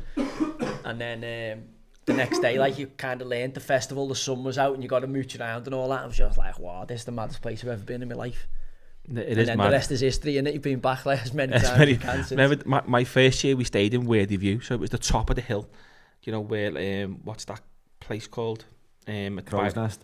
Crow's Nest, yes, round and you go further up again in Worthy View. It's fucking miles to get there. Anyone's been will know how hard it is. My first year, I'm thinking we were down riding the mixer, and I'm thinking I'm getting off here. It was like 2 or 3 in the morning, so I just couldn't get up there. So we got to by the stone circle and said a little lie down here for a bit. Just went a kip, stone circle, got up at like 6 in the morning. There was a fella, like an half, like 70, like a mankini, with like dancing around a stone circle. I'm thinking, thought I was dreaming. Going on here. Thought I woke up going, whoa, what? And then there's these scouts over there looking at me, laughing at me, going, look at him. Man City are getting schooled here. I know we're talking about Glasgow. Man City are getting schooled by the changes Villa have made, just popping the ball around them. They can't press the ball. City have got to solve that problem if they want to get back. You've got to be able to get the ball back. They can't get the ball back at the minute. That's what I don't understand why he plays that Matthias Nunez right back, because he's the answer. He's recruited them all, so no matter what happens, the squad's ended up where it's ended up, and Guardiola, it's on Guardiola's watch. He's let some good players out the building. Like, listen, as good as he's been, and he has been an incredible manager, you can't knock his trophy all. Certain questions have to be asked. He should have gone, shouldn't he? He should be walking out on this team now. He still might do in the summer. But again, if he walks out now, it's because he's not fancied the challenge of rebuilding, because it's a full rebuild. Like, that's where can't press the ball. But that's where again the conversation of who's the greatest, Fergie or Pep, come into it. Where Fergie did actually rebuild 2 or 3 United teams. But he stayed and done it. So as I'm saying, so Pep, he hasn't done that. He hasn't had to rebuild, has he? He's just been Do you know Boss what? City. I'm happy with me punts on 2-1 Villa here. I think still they're saying- shite. Like, even against Everton on Yeah, the they were. weekend there, they were awful. I watched that first half and it was splitting hairs again. Yeah, Villa are coming on stronger in my opinion here. Look where the centre halves are playing. I think they changed to put Desai's on the great tactical one because why do you turn it? But it's obviously City's ability to spring a counter. Let's see what he does against them. Got the ball, great pass. See, that's why he's still got his lock of De Bruyne. You know, got the legs. Got the numbers back. What's that? He's got that mad little shoulder drop, hasn't he? Docking. Yeah. Sharp. He is sharp. He just doesn't seem to like. He's all score a goal or he's all make a goal. Offside. Yeah, he looked it. Got to be offside. He is offside, yeah. So far off. He's all Doku, all fart, no poo for me. There's bits I like about him, but again, as a winger, what are you judged on? Goals and assists. That's why I put Diaz in my team of the season. All right, well, I know that's just your red tinted version of it. He's judged on goals and assists. Yeah, So just far. Oh, he's off. close, you know, look at it. Just look off. at No, this. he is Desai's off. a bit slow coming out. He just he's off. offside. He is off, like, but it's not as far as you look. He gets lucky, Desai, because he should be a fucking half a yard up there and level with the rest of his back four. Full back but should that's always be what- above the Above centre half. centre And halves. or level, he shouldn't be below them. Yeah, but that's why he's not a fullback and he's playing this. He is a centre half, yeah, Yeah. I'll give you that. What are you? He wonders for my fancy team now. Which? That Marmouche? Everyone's got him now, But so the two above me have not got him as captain, and I have. That would have done me wonders. And the assist from the first half, that didn't count. I reckon every betting company give that as an assist. Mad. They might change it back in a bit. So what's the consensus here? I'm thinking Villa go on to win this. I think Villa are going to get a late goal, win this 2-1. I'm happy with what it took at the early part. or City hit them on the break. That's going to say Villa pushed that much that City with Doku's pace can hit them on the break. I don't think City, I honestly don't think City have got it anymore, lads. They're like a No, they punch-drunk haven't. boxer. They're like someone who's shell-shocked, who's limping at the end of the season. But don't forget they spent £250 million in January as well. Just I know, gone. but let's be honest, Marmouche has done all right. The rest have farted. Do you know what I mean? They haven't dropped in. The Prem's an hard league to just drop in. You need a pre-season. It's That's hard why I to don't just come think and they drop should. in. I still don't. If they hadn't have spent that, oh come on. If they hadn't have spent that in January, I don't think there'd be any difference in the league. Oh, they were struggling, you know. I don't think they'd be. I still think they'd make that top 5. They were getting beat though, weren't they? And now like, at least It's they've stopped getting beat. He as shit much. it because they made like 6 and they lost 6 in a row or something, didn't he? Yeah, look, I think they had to do something. They were crying out for bodies. I think they had to do something. But all's not right there, is it? Like something's not right with that group. They've gone from being 4 times winners to Who's coming in now? There's a new ranked. sporting director coming in, isn't he? Hugo Viana, Yeah. who's meant to be Sporting Lisbon Amarin's man. So they're losing Cheeky Bergstein. Hugo Viana's going to come in and try and work with Guardiola. Can you see Pep not making next season? Speaking of men working with men, what's your thoughts on that Keir Starmer thing? I don't think it looks blag to me. Don't love it to be real, but looks blag. What's happened? What's gone on? The Keir Starmer kissing a fella. Oh, the uphill gardening. Yeah, they don't Is he meant to be spotting a compromising I mean, situation? you know what? Jim Davidson's gone fully double barreled on it, so he's put himself out there for all kinds Owens was saying that some mad stuff about Bridget Macron as well, that hasn't yet to be proven. So there's people who have gone, listen, in for a few libel cases, knocking about soon. Jim Davidson, I like Jim Davidson, but if he actually said, listen, I've got the cure to cancer here, or Is the that keys to life, would you listen? Jim Davidson from the Generation Game? Yeah. So how's Jim Davidson got it, and like... There was all over the internet, but Jim Davidson's come out and been like, yeah, this is what's... Would it surprise you? So what is the allegation that he's been having an affair with this fella? The CCTV images. What? But it looks a bit artificial. Yeah, doesn't look right. It doesn't look right to me. It'll be all over TikTok. I'm not bothered. Who cares? They're all cunts anyway. I'm not asked. Does it make a difference if he's? No, it doesn't. What's the thing then? I'll try and find a video of it. Look. Hasn't he got a wife? Look. That doesn't look real. I said it doesn't look. Yeah, that's not real. It's not real, is it? No, AI's that good now. The deep fakes. Yeah, that's not real for me. But listen, it doesn't really matter anyway. If he's fucking bending or not, he still could. Well, it's if he's married, it is a bit weird. Yeah, but I'm saying, but that's just him. You're committing. That's just him confirming. Off the finger, off ITV, married though. Yeah, no, but he was sending. They all have a beard, don't they? I told you about. There's meant to be a few with the beard, like Ryan Reynolds and all that. What's saying, a beard? No, that's what they call it, isn't it? When you've got a wife and you... Oh, is it? I thought you said fucking now. Teams or your uphill gardener. That's what they say. It's your wife's the beard, or if you've got a wife.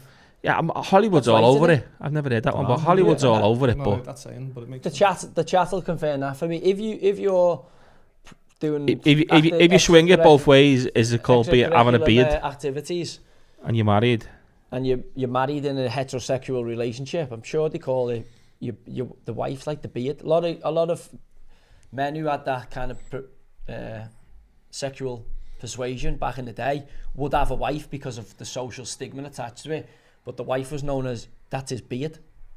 Yeah, I've never heard that one. Remember, he puts it on to prove he's a man. Yeah, my mum was telling me a story about this fella in town who was in the finance game or something, and every weekend he'd tell his wife he's going down to London for business. Like he'd get dressed up as a woman before he went and go down and be a fucking completely different person in London. Surely when he comes back on a Monday with a fucking bullet hole like a blood orange, she's like, where have you been? Been sitting on fucking, you fall on a spike again, have you? Fucking hell, fell on a spike at the weekend, they're fucking unlucky you. Spikes, fucking hell. Fall on a pitch. Bullet hole, like, yeah, he gets dressed as a woman and goes on train. The best ones are when you see them people who have to go to the hospital and they're like, got a hamster stuck on my arse. It's like, how's that? I just got out the bath and this hamster just fell into my arsehole. It's like, what? Like, do you have all mad stuff? You've seen it, haven't you? Imagine that conversation where you're like, I'm going to have to go to the Aussie because I've got some stuff up my someone drink. I'd like to see this. Like, I got an object that, like a bottle of Pledge. Someone had like Hulk Hogan action figure stuck up their ass. Like, lad, it's nuts. Yeah, what are you see X-rays and go, what the fuck's that? Listen, they say, don't they? For everything you can think of, there's someone who gets off on it. Oh. Listen, that the internet's even bred that more, hasn't it? Do you think they existed anyway, but the internet has actually connected them all together? Yes, yeah. They all existed. We've always had strange cats knocking about, but the internet's just confirmed that, like, now you can do whatever you want. So what about while we were away, the Supreme Court ruled that you have to be a biological woman now to use women's... Yeah, the Supreme Court, common sense prevailed. So I know you're a bit liberal, a bit of a lefty. What's your thoughts on that? Listen... That's not. I believe in what I believe, and if you've got a cock and balls, you cannot be prancing around in a woman's changes or a woman's toilet. It's just. Yeah, but you have to accept there is some people who might be born in the wrong body. 100% there is. That's not disputing that. And there's 100% people who. I don't know many of them, but they don't do anything wrong, and like they just think they've got something wrong with. They just like think that they're someone else, but they're not like paedophiles or nothing. Right. But unfortunately for them, there is a section of men who have took advantage of this situation where you can now be dressed up as a woman and go and use women's. Of course, yeah. Well, there's perverts everywhere. So that's what I'm saying. So, unfortunately for these people, the perverts get everywhere, don't they? Let's be honest. They'll find. So unfortunately for them, find something to make perverted that makes you go. Ooh. I think they get off on the fact that you know it fucking really annoys you. Yeah, because but that's unfortunately for them, for the people who are true. So you're saying that they ruin it for the good ones? Yeah, I'm saying the nonsense and Peters and perverts ruin it for everyone else. But listen, tough tits. You can't touch tough tits. A blanket ban on the law. What do you mean a blanket ban? Yeah, so nonny's allowed. Nonny's allowed. If you want, you'd have your own section. Oh, come on. Before it gets ridiculous, if there's 57 different genders, you're going to have 57 different toilets. If you're a man and you've got a cock and balls, you go in the men's changes. Or if you're the woman, you go in the women's. So if you chop them off, you can go in the women's? No, but listen, if you chop your hands off, you do what the fuck you want, because you can't touch kids then, can you? But I'm just saying, if you fully transitioned and you should have your own changes. No, I'm saying, no, it's got to be a blanket ban. I know, but it's not as straightforward as that. We've accepted that there's lots of grey area that... Like, you could be a born a man, have your meat and veg off, and identify as a woman, get the testosterone replacement stuff that makes you more of a woman than what is like all that stuff. Get your get your Bristols, get some Bristols. Do you know the way you have your face scanner now and your fingerprint scanner? You should have your flashy snatch as you walk in the toilet. You could be. I don't know what you get. You could just have it like nothing. Like a Ken doll. But listen, at the end, even all that, you've still got people who are not abusing that system and are nonsense and paedophiles and are horrible bastards. So they come in all shapes. I'm saying to you, it's not as black and white as what we're making it, is it? Now, I think the common sense, it got too far, like where people were obviously gaming the system to The perverts. Well, So we had to draw the line somewhere, but also there will be some innocent people who've been caught up in that. That's what I'm saying, but it's unfortunately for the innocent people, the wrong ones have given them a bad name, and it's. I think the fellas winning the Olympic gold medals was just a bit beyond the threshold. It was like, come on, like we're all for being liberal here, but you can't have these two dudes winning women's boxing medals and going, oh, so strong. Did anybody else see, while we're on the topic of it, the Jeff Bezos all-female astronaut crew? Got to be moody, it moved me so much. Was you not moved to tears watching it? I thought it was an amazing moment for the female species. I'm not one for conspiracy theories, but that looks like a big load of bollocks to me. I was so proud to see that happen. Pure girl power there. I just couldn't believe. You know what? But people talk about the opening the door and all that kind of palaver what they missed. But yeah, that's fine. But have you seen the footage of it going up it looks like bad CGI. Have you seen it with the rocket takeoff and Katy Perry line there going? What I didn't understand was how they got out the rocket thing. You know, if you go on the fucking roller coaster at Alton Towers or the log flume, you get off all dishevelled, your hair everywhere, fucking soaking. They went to space, come back down. They didn't go to space. The fucking makeup and their hair was perfect when they got out that capsule. Have you not seen the video of them opening the door before? That's what I'm saying. So I'm like, how can you not get off Nemesis at Alton Towers without looking like you've been fucking rolled through an edge? Yet they've been to space for 12 minutes and back and all got off with perfect hair and makeup. I'm going, hey, what the fuck? What happened there? That's what. Was she with Russell Brand, Katy Perry? Yeah. Married. They were married. Was she with him in his promiscuous years? In his frisky years? I think he was, yeah. They were married. He's back in hot water, isn't he? Apparently. Yeah, he's tried to get in. I spoke to the big fella when I was taking the papacy on. I spoke to the big fella. I said, what about a few of these charlatans? And he said, listen, Brand's one of them. Watch out for him. Wolf in sheep's clothing. Yeah. Lufarian. Have you seen that one with the hand? It's like, yeah. And then there's the one with Katy Perry's face. Look, Joe Rogan was. How's that? That looks like CGI to me. It looks like a giant willy, doesn't it? It does look like a big penis. A giant hard-on flying through the sky. Yeah, Katy Perry's. That's why. That's why she's smiling. Look. That was funny. I don't like the fact that they haven't they haven't showed you any of them looking dishevelled as the place. As the spaceship they're on enters a place of gravity, 5G gravity on your kipper. Formula 1 drivers are going round corners, face contorting. These are gone into space and the makeup is perfect. Eyelashes in the same spot. Like everyone. Full makeup to perfection, not a hair out of place. Yeah. I'm going, how have you just gone through Earth's near orbit? But they haven't. Into a zero gravity spot. That's what the blagging they have. Zero gravity and back down, landed with the thump with the parachute. But you can have zero gravity and then, in our atmosphere. No, but I'm saying to you, and not have a hair or a fucking makeup out of place. It doesn't fit. And then when I see Katy Perry and that talking afterwards, and they're saying like Joe Rogan and Tim Dillon, I listened to 10 minutes of it today, and they're getting after it saying like, what the fuck? Like. They were going, it's, you know, to be the first woman, and they're giving all big, like, as if they've won a fucking Nobel Peace Prize lectures, and he's like... I've had longer shit than I've been in space. He's like, you know, like, to be an astronaut, he goes through the process, what it takes to be an astronaut, like, you'd have to go through the Air Force and all that, and he goes... But then you just became it in like 2 days because you're mates with Jeff Bezos' wife. Like, you just like, they're asking for the same parity as like Buzz Aldrin and all that. Yeah. What was the objective though of like the? I think just to explain to everybody else just how out of touch with reality them cunts are, because in a cost of living crisis, they're like, me mate and the pals as a wedding present are getting flown into space before I spend 10 billion on my wedding to this gold digger in fucking Venice, where no one's really asked. Now she has got great cancers, we've seen her, President Trump's inauguration, but also. Doesn't matter, you know, mutton dressed as lamb is still mutton dressed as lamb. Like, she, you know, everyone on that spaceship fair coat, no knickers. Even in the thing of 5G, gravity fucking field, pulling the face. The face didn't move because they've all had that much filler in both. You did the tits, and all the tits are just sat there. And all just like that. Their own rockets with this moving like a little bit of a vibration. So it's like, how does humanity need you fucking goons going into town and fucking pontificating about this space orbit you've been on where you've... Done. After all them comments. What do we know? I told you it was 2-1. What do we know? You said 2-1. Nice.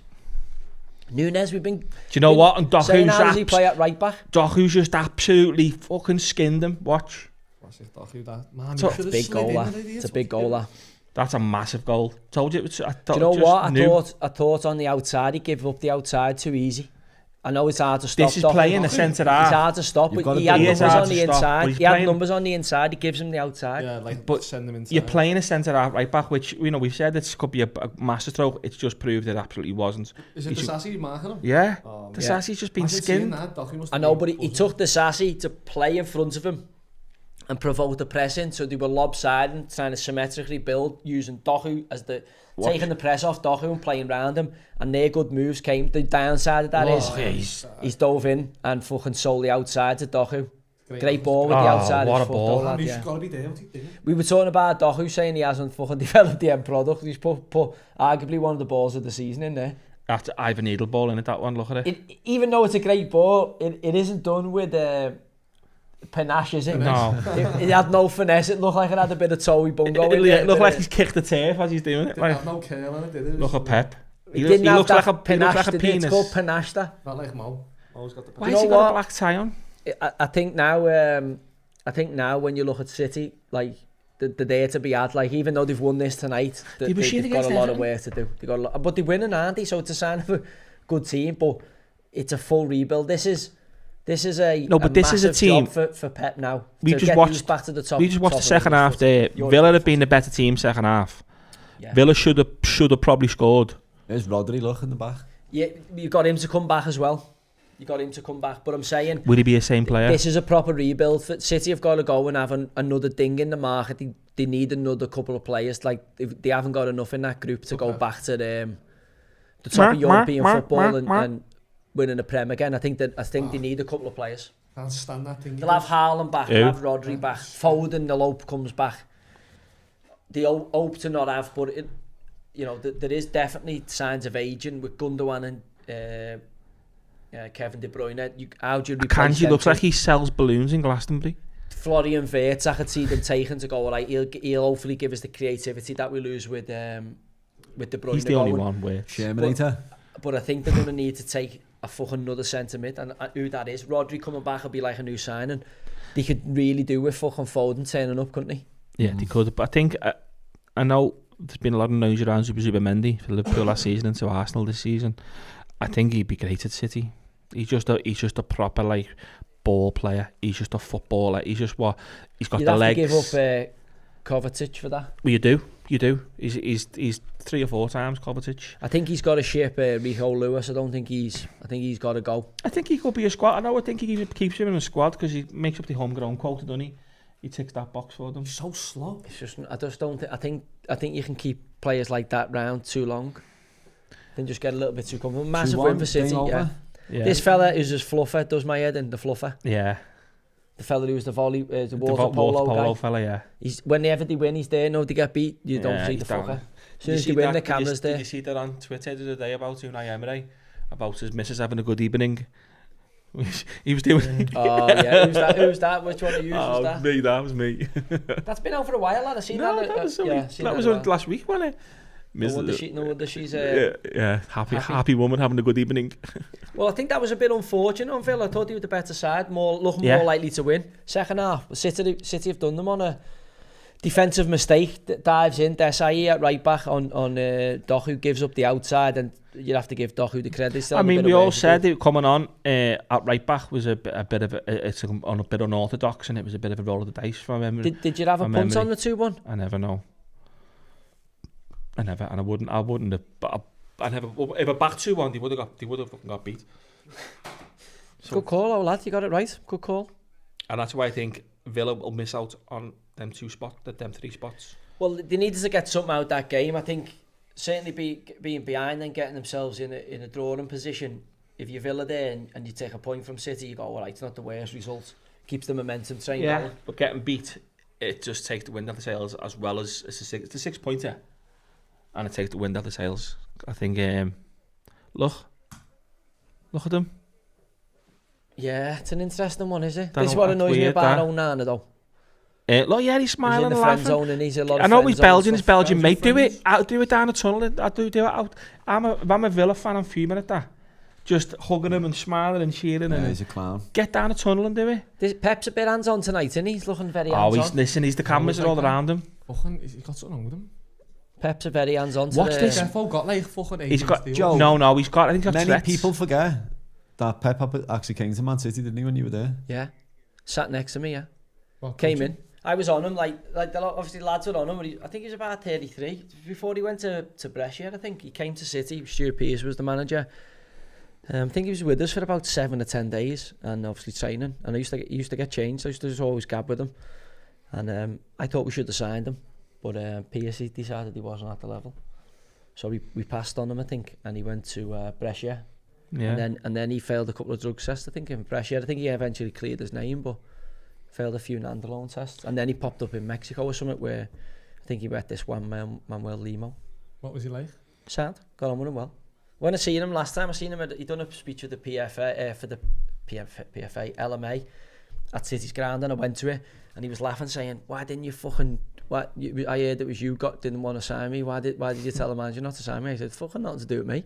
I said, "I was hoping you'd sign so I could learn off you." I said, "But obviously Pearce, sage of football, isn't he, Pearcey?" And we were just laughing about it, like he took it. He was like winding me up. And we were laughing about it, but I knew he'd remember me because I sat with him for the full week. I'd be saying to him where he needs to get something to eat, and I was just picking his brain because obviously he'd played with like George Yadji and fucking incredible players at Barca, Stoichkov, and so I was just like, what was he like? As I do, just fucking pecking his head with questions. But he was a boss fella, and then when he got the Barca job, I was like, so I was into him from Barca. As soon as he got that, because I'd shared the dressing room with him at the end of his playing career, and only for a short period, but got on with him. I was always looking to see how well he done, and obviously at Barca B I was following him, and then obviously into what he became in the first team. Oh, I didn't know that, mate. No, I didn't know so every time I see him now, we always, because obviously he was at the end of his career, 33 I think he was, or something like that, and I was like 22. Yeah. So obviously I was playing, and like you just end up training against each other because he's in competition, he's trying to get a deal, so he was going hard, and he was a good player. Like I thought it would have been a shrewd take from us to take him, but Pearce obviously had different ideas.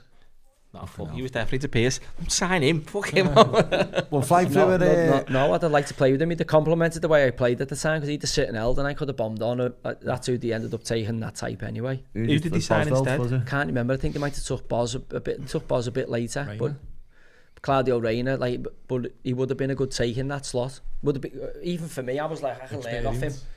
Because I'd seen him at Barca in the Cruyff and Koeman kind of eras, and as I say, for me, it was I would have fucking learnt loads off him, and then obviously he'd have got a head start on what he ended up doing as a coach, probably.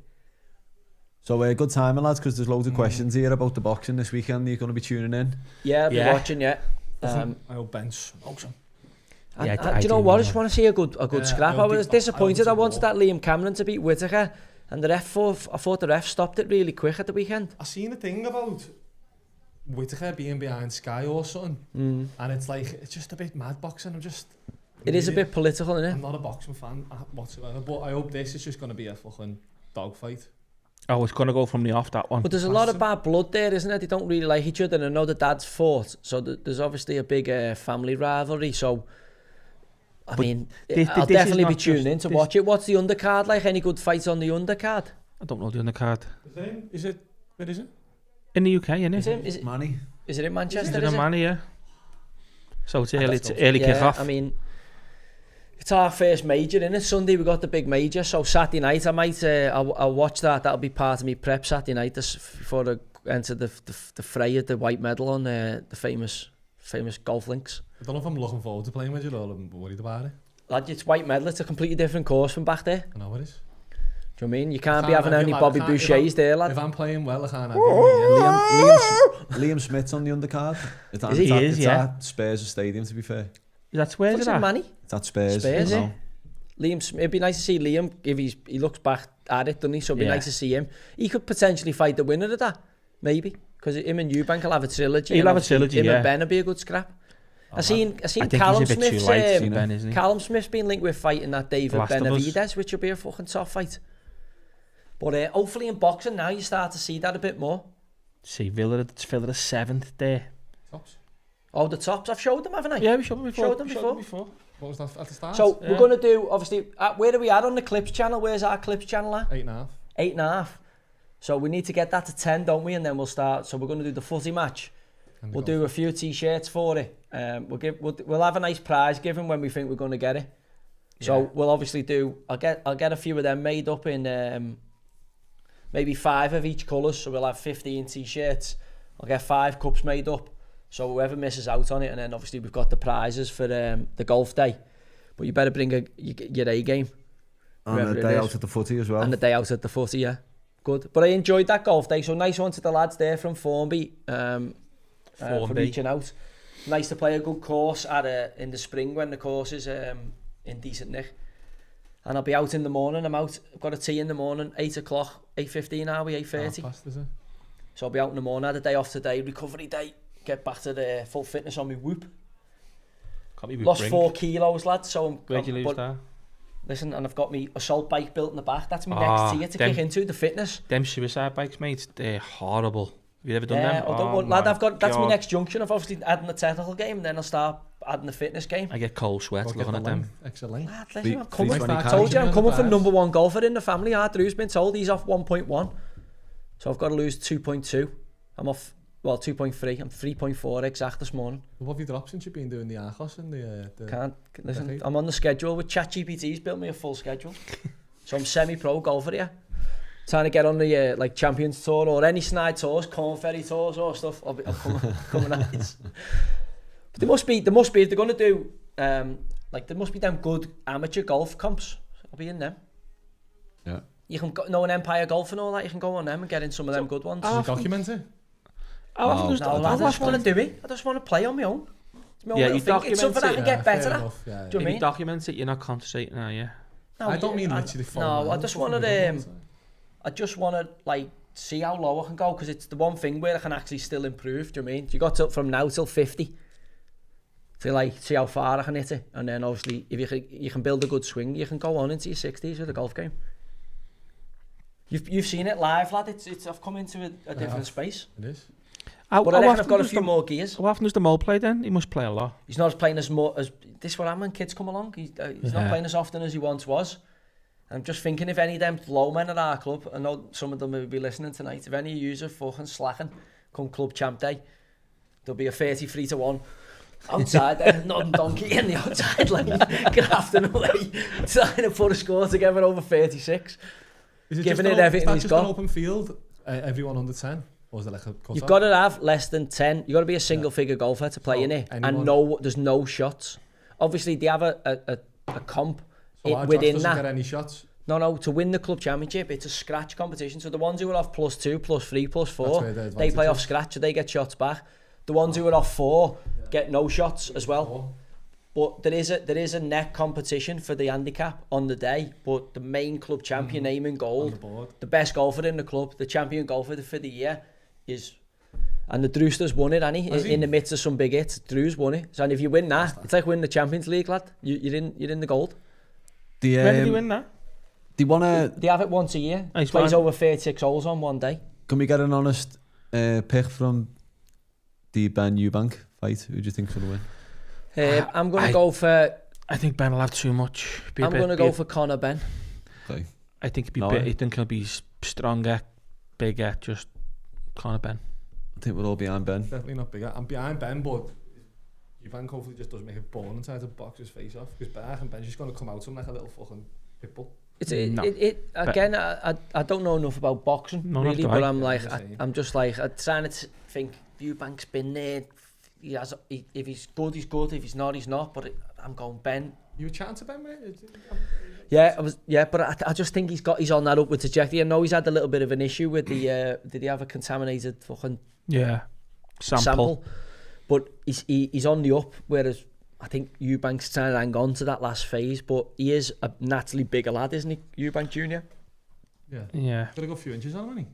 But there's a lot.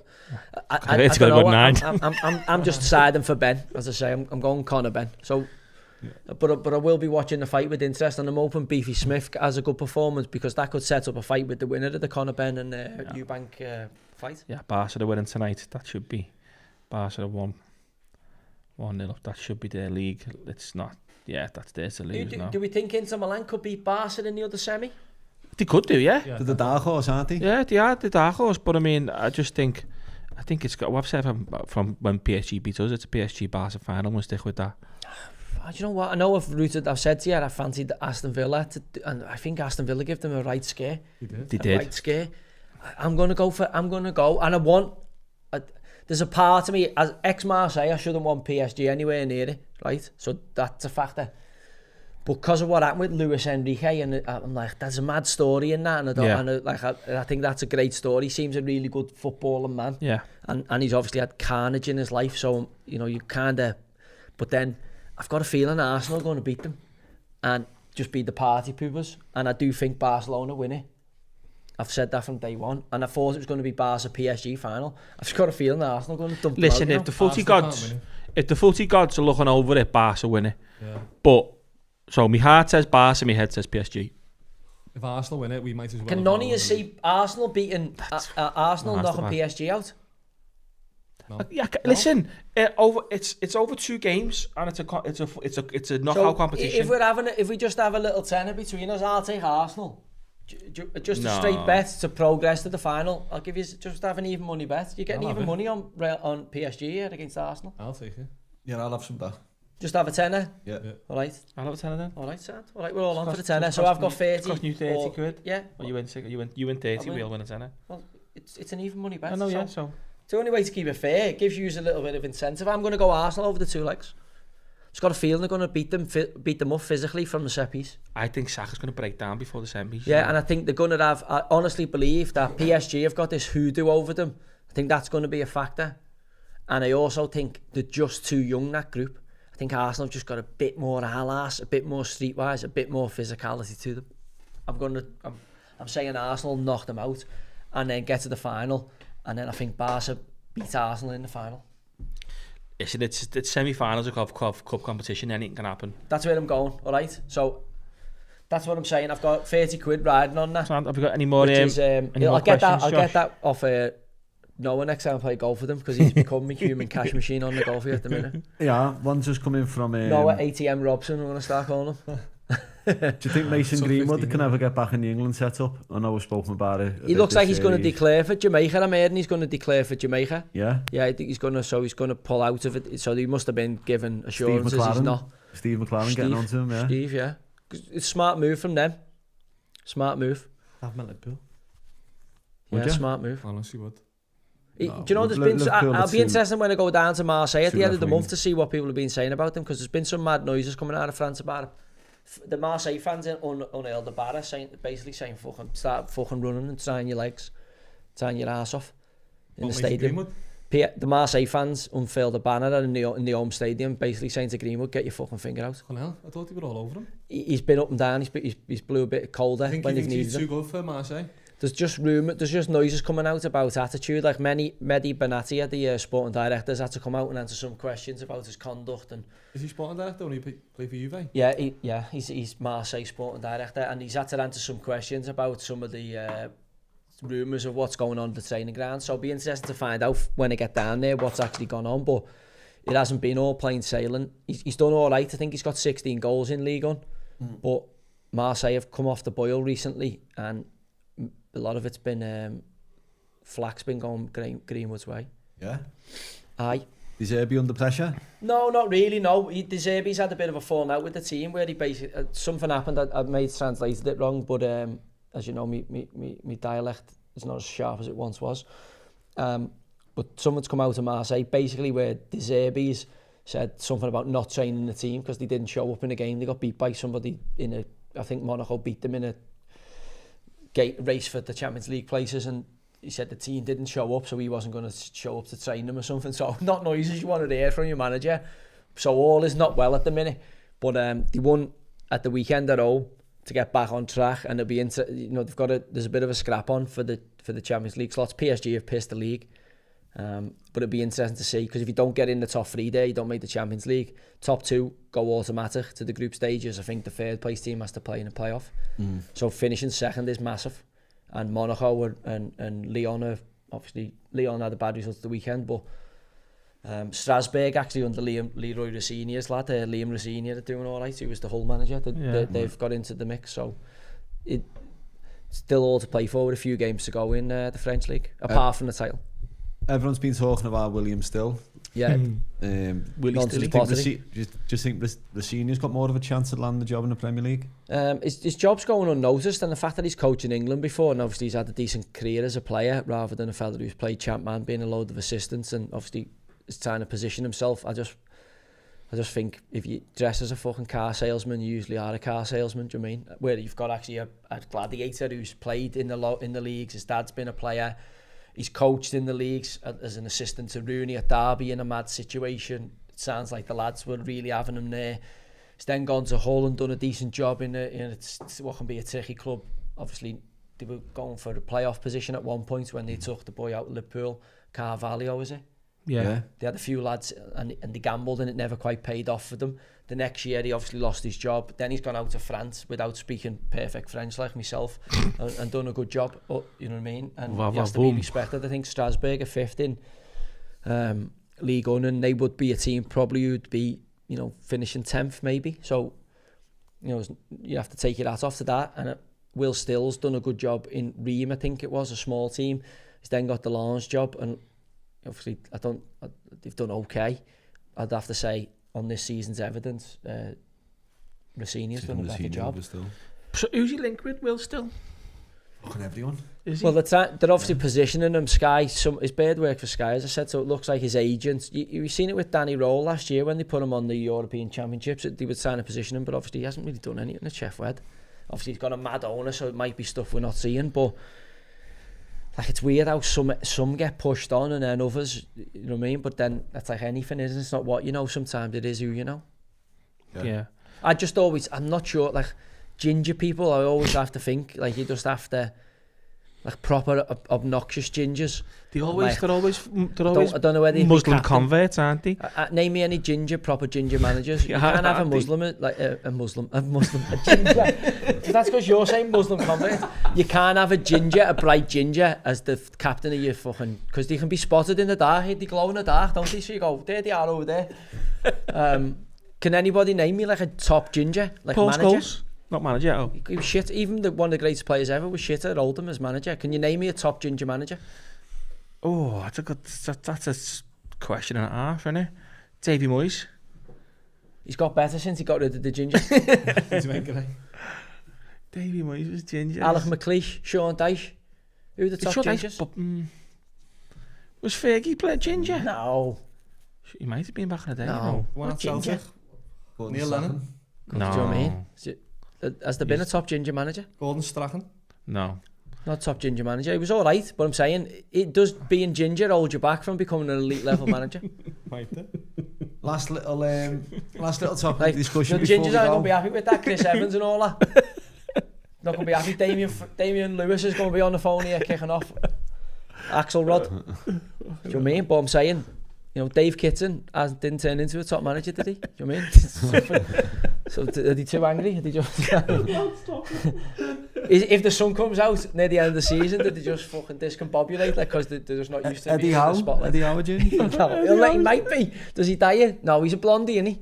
If you see him his old photos strawberry blonde at Bournemouth, he's strawberry blonde. No, he's not, lad. He's blonde. Xabi Alonso. No, he weren't ginger. He's got a bit of ginger in him. He's just got like the ginger beard, hasn't he? He's got like the half Irish skin. They're not ginger, lad. Bright ginger like Sheamus had at WWE. I'm talking like proper ginger, not like at like Sheeran. Not ginger. like one of them ones. There's not one of them ones. There's not. There's not many ginger footy players. Ronald Koeman. Oh yeah. Yeah, do you know? Yeah. But he wasn't the top manager, was he? Let's be honest. Yeah. Matthias Sammer. Wasn't, lad. Sammer never managed. He was director of footy. Yeah. Koeman managed at the highest level. It's a good one, that. It's a good one. And the ginger, Catherine Tate, the ginger fucking society. Alexi Lalas. Alexi Lalas. Where's Brown? He's ginger, the weirdest ginger I've ever seen in my life. Wow. Anyway. Last question. topic of discussion. Who is going to come up with Burnley and Leeds out of the Championship? Sheffield United, I think. I and think also, the classiest. Who's going to go down? Because that is tight, that league. I don't even see. You know what? League 2 is tight. If you're in League 2, yeah, nuts out. Anyone can win that. They're both down. A chance. They're gone. Staying up. No, they're gone. Tranmere will pick up points, and they're gone. They needed to win it actually the last game there. They had a good little surge, but too little, too late. Morecambe obviously already gone. For the playoffs there, I thought, up until the weekend, I thought Swindon in 12 had a chance. Obviously, that window's closed there now. Look at that. Who wins that league? It's tough. So from the champ, though, between... The bottom of the champ, you're right, lad, it's fucking tough. Between Luton in 22nd and QPR in 15th to 6 points. It's tight. I think Preston or someone like that could fall into that. Oxford to me. Preston or someone could get dragged into it. Oxford are going all right under Gary Rowett. I know, but I always look at the goal difference when this time of the year comes, and it's usually right. I haven't done Hull and Derby play each other this weekend or something. Do they, yeah? Obviously, Paul Warren's just got sacked, hasn't he, at Derby? And Eustace has gone in from... Hull played Derby this weekend. Eustace has gone in from Blackburn. He jibbed the Blackburn job. And to be fair to them, they've picked up. Plymouth have picked up. They look good at home. Oxford have got Sunderland and Swansea. Cardiff look like they're in deep trouble. Cardiff. I think Cardiff and Plymouth, they're the ones. Luton have picked up, beat Bristol City at home last time out. It's going to be a few twists and turns. Let's see the playoff picture. Coventry have come with a good run at the right time. Coventry played Middlesbrough last game of the season. Bristol City are going all right, although I don't fancy them Coventry to go up. Coventry last game of the season. That's been massive, won't it? Do you know who's coming with a late run? Millwall. I call them at the weekend. I fancy them to win. What's their fixtures? Swansea and Burnley away. Yeah. Burnley are on the beach. Burnley are done, yeah. But then again, Burnley want to protect that unbeaten record. Scott will have them drilled in. Burnley and Leeds can both get to 100 points, so I think they both want to do that, you know. But they want to win the championship as well. They don't want to finish second. You want to be the winner. Yeah. So obviously they'll be going. I don't think they want to be. Leeds have got the easier running. Fucking hell. Derby play Hull and Stoke. Their last two games, they're both right down there, right, innit? Stoke. Stoke 4 points. I've got a funny feeling here that Hull will get pulled into that, and a Preston or an Oxford could get dragged in. I think Oxford with that minus 18 for Plymouth, me, they're going to be shipping goals. Plymouth might have just left it too late. Luton have won maybe the last one two. win too late. At the top, let's see the teams. If I'm betting, I'm saying Luton, Cardiff, Plymouth going down. Let's see the teams at the top. Yeah. You know what? I'm going to go mad shout here of I fancy. I think Coventry will stay in there, you know. Millwall. Alex Neil works miraculous job at Millwall. If they got 4 points, no, they're not going to get there. No, I think Coventry, but I think that's as it is, mate. No, Middlesbrough will have a say in it, lad. Who've they got to play? They've got to play Coventry last game of the season at Coventry. And if they get in there, then you're flying. Middlesbrough got the better goal difference. Sunderland are safe, aren't they? So Sunderland are in there. They've lost form at a key time. Yeah, losing form into the playoffs isn't great. There's only 2 games to go, yeah. Yeah, you'd have to fancy the 2 teams in there, Bristol City and Coventry, to get it done from there. Yeah. But Coventry can take a draw in that Middlesbrough game if they win the next game, can't they? Yeah, they can, yeah. But then Middlesbrough have a better goal difference. Who's Coventry's next game? Luton. Who are fighting for their lives at Luton, Kenilworth Road. They're not fighting for their lives. Luton are fighting for their fucking lives, lad. Oh, sorry, yeah. Luton will beat Coventry. Luton will beat Coventry at Kenilworth Road. The pitches like that you played there, the fucking pitches on you. They'll be fucking. Road, they're fighting for wage decreases from the champ money to League One money. Be a decrease for them. Relegation is more important than might get in the playoffs. It's kill or be killed. Luton will beat them at Kenilworth Road. That's an intimidating place for that Coventry side who like to play football. Mm-hmm. Luton will beat Coventry at Coventry. Coventry have just got dusted at Owen Park by Plymouth 3-1. They'll get fucking rolled over by Luton. I'm telling you. Anyway. Is that it for tonight? Yeah. Lads, thank you. It's been emotional as always. We're going to be next Tuesday for the Champions League game. Arsenal against Paris Saint-Germain, first leg, because there's no Monday night game. We're all off to study Ben Hogan golf textbooks and play golf in the morning. This has been Common Sense. Thanks for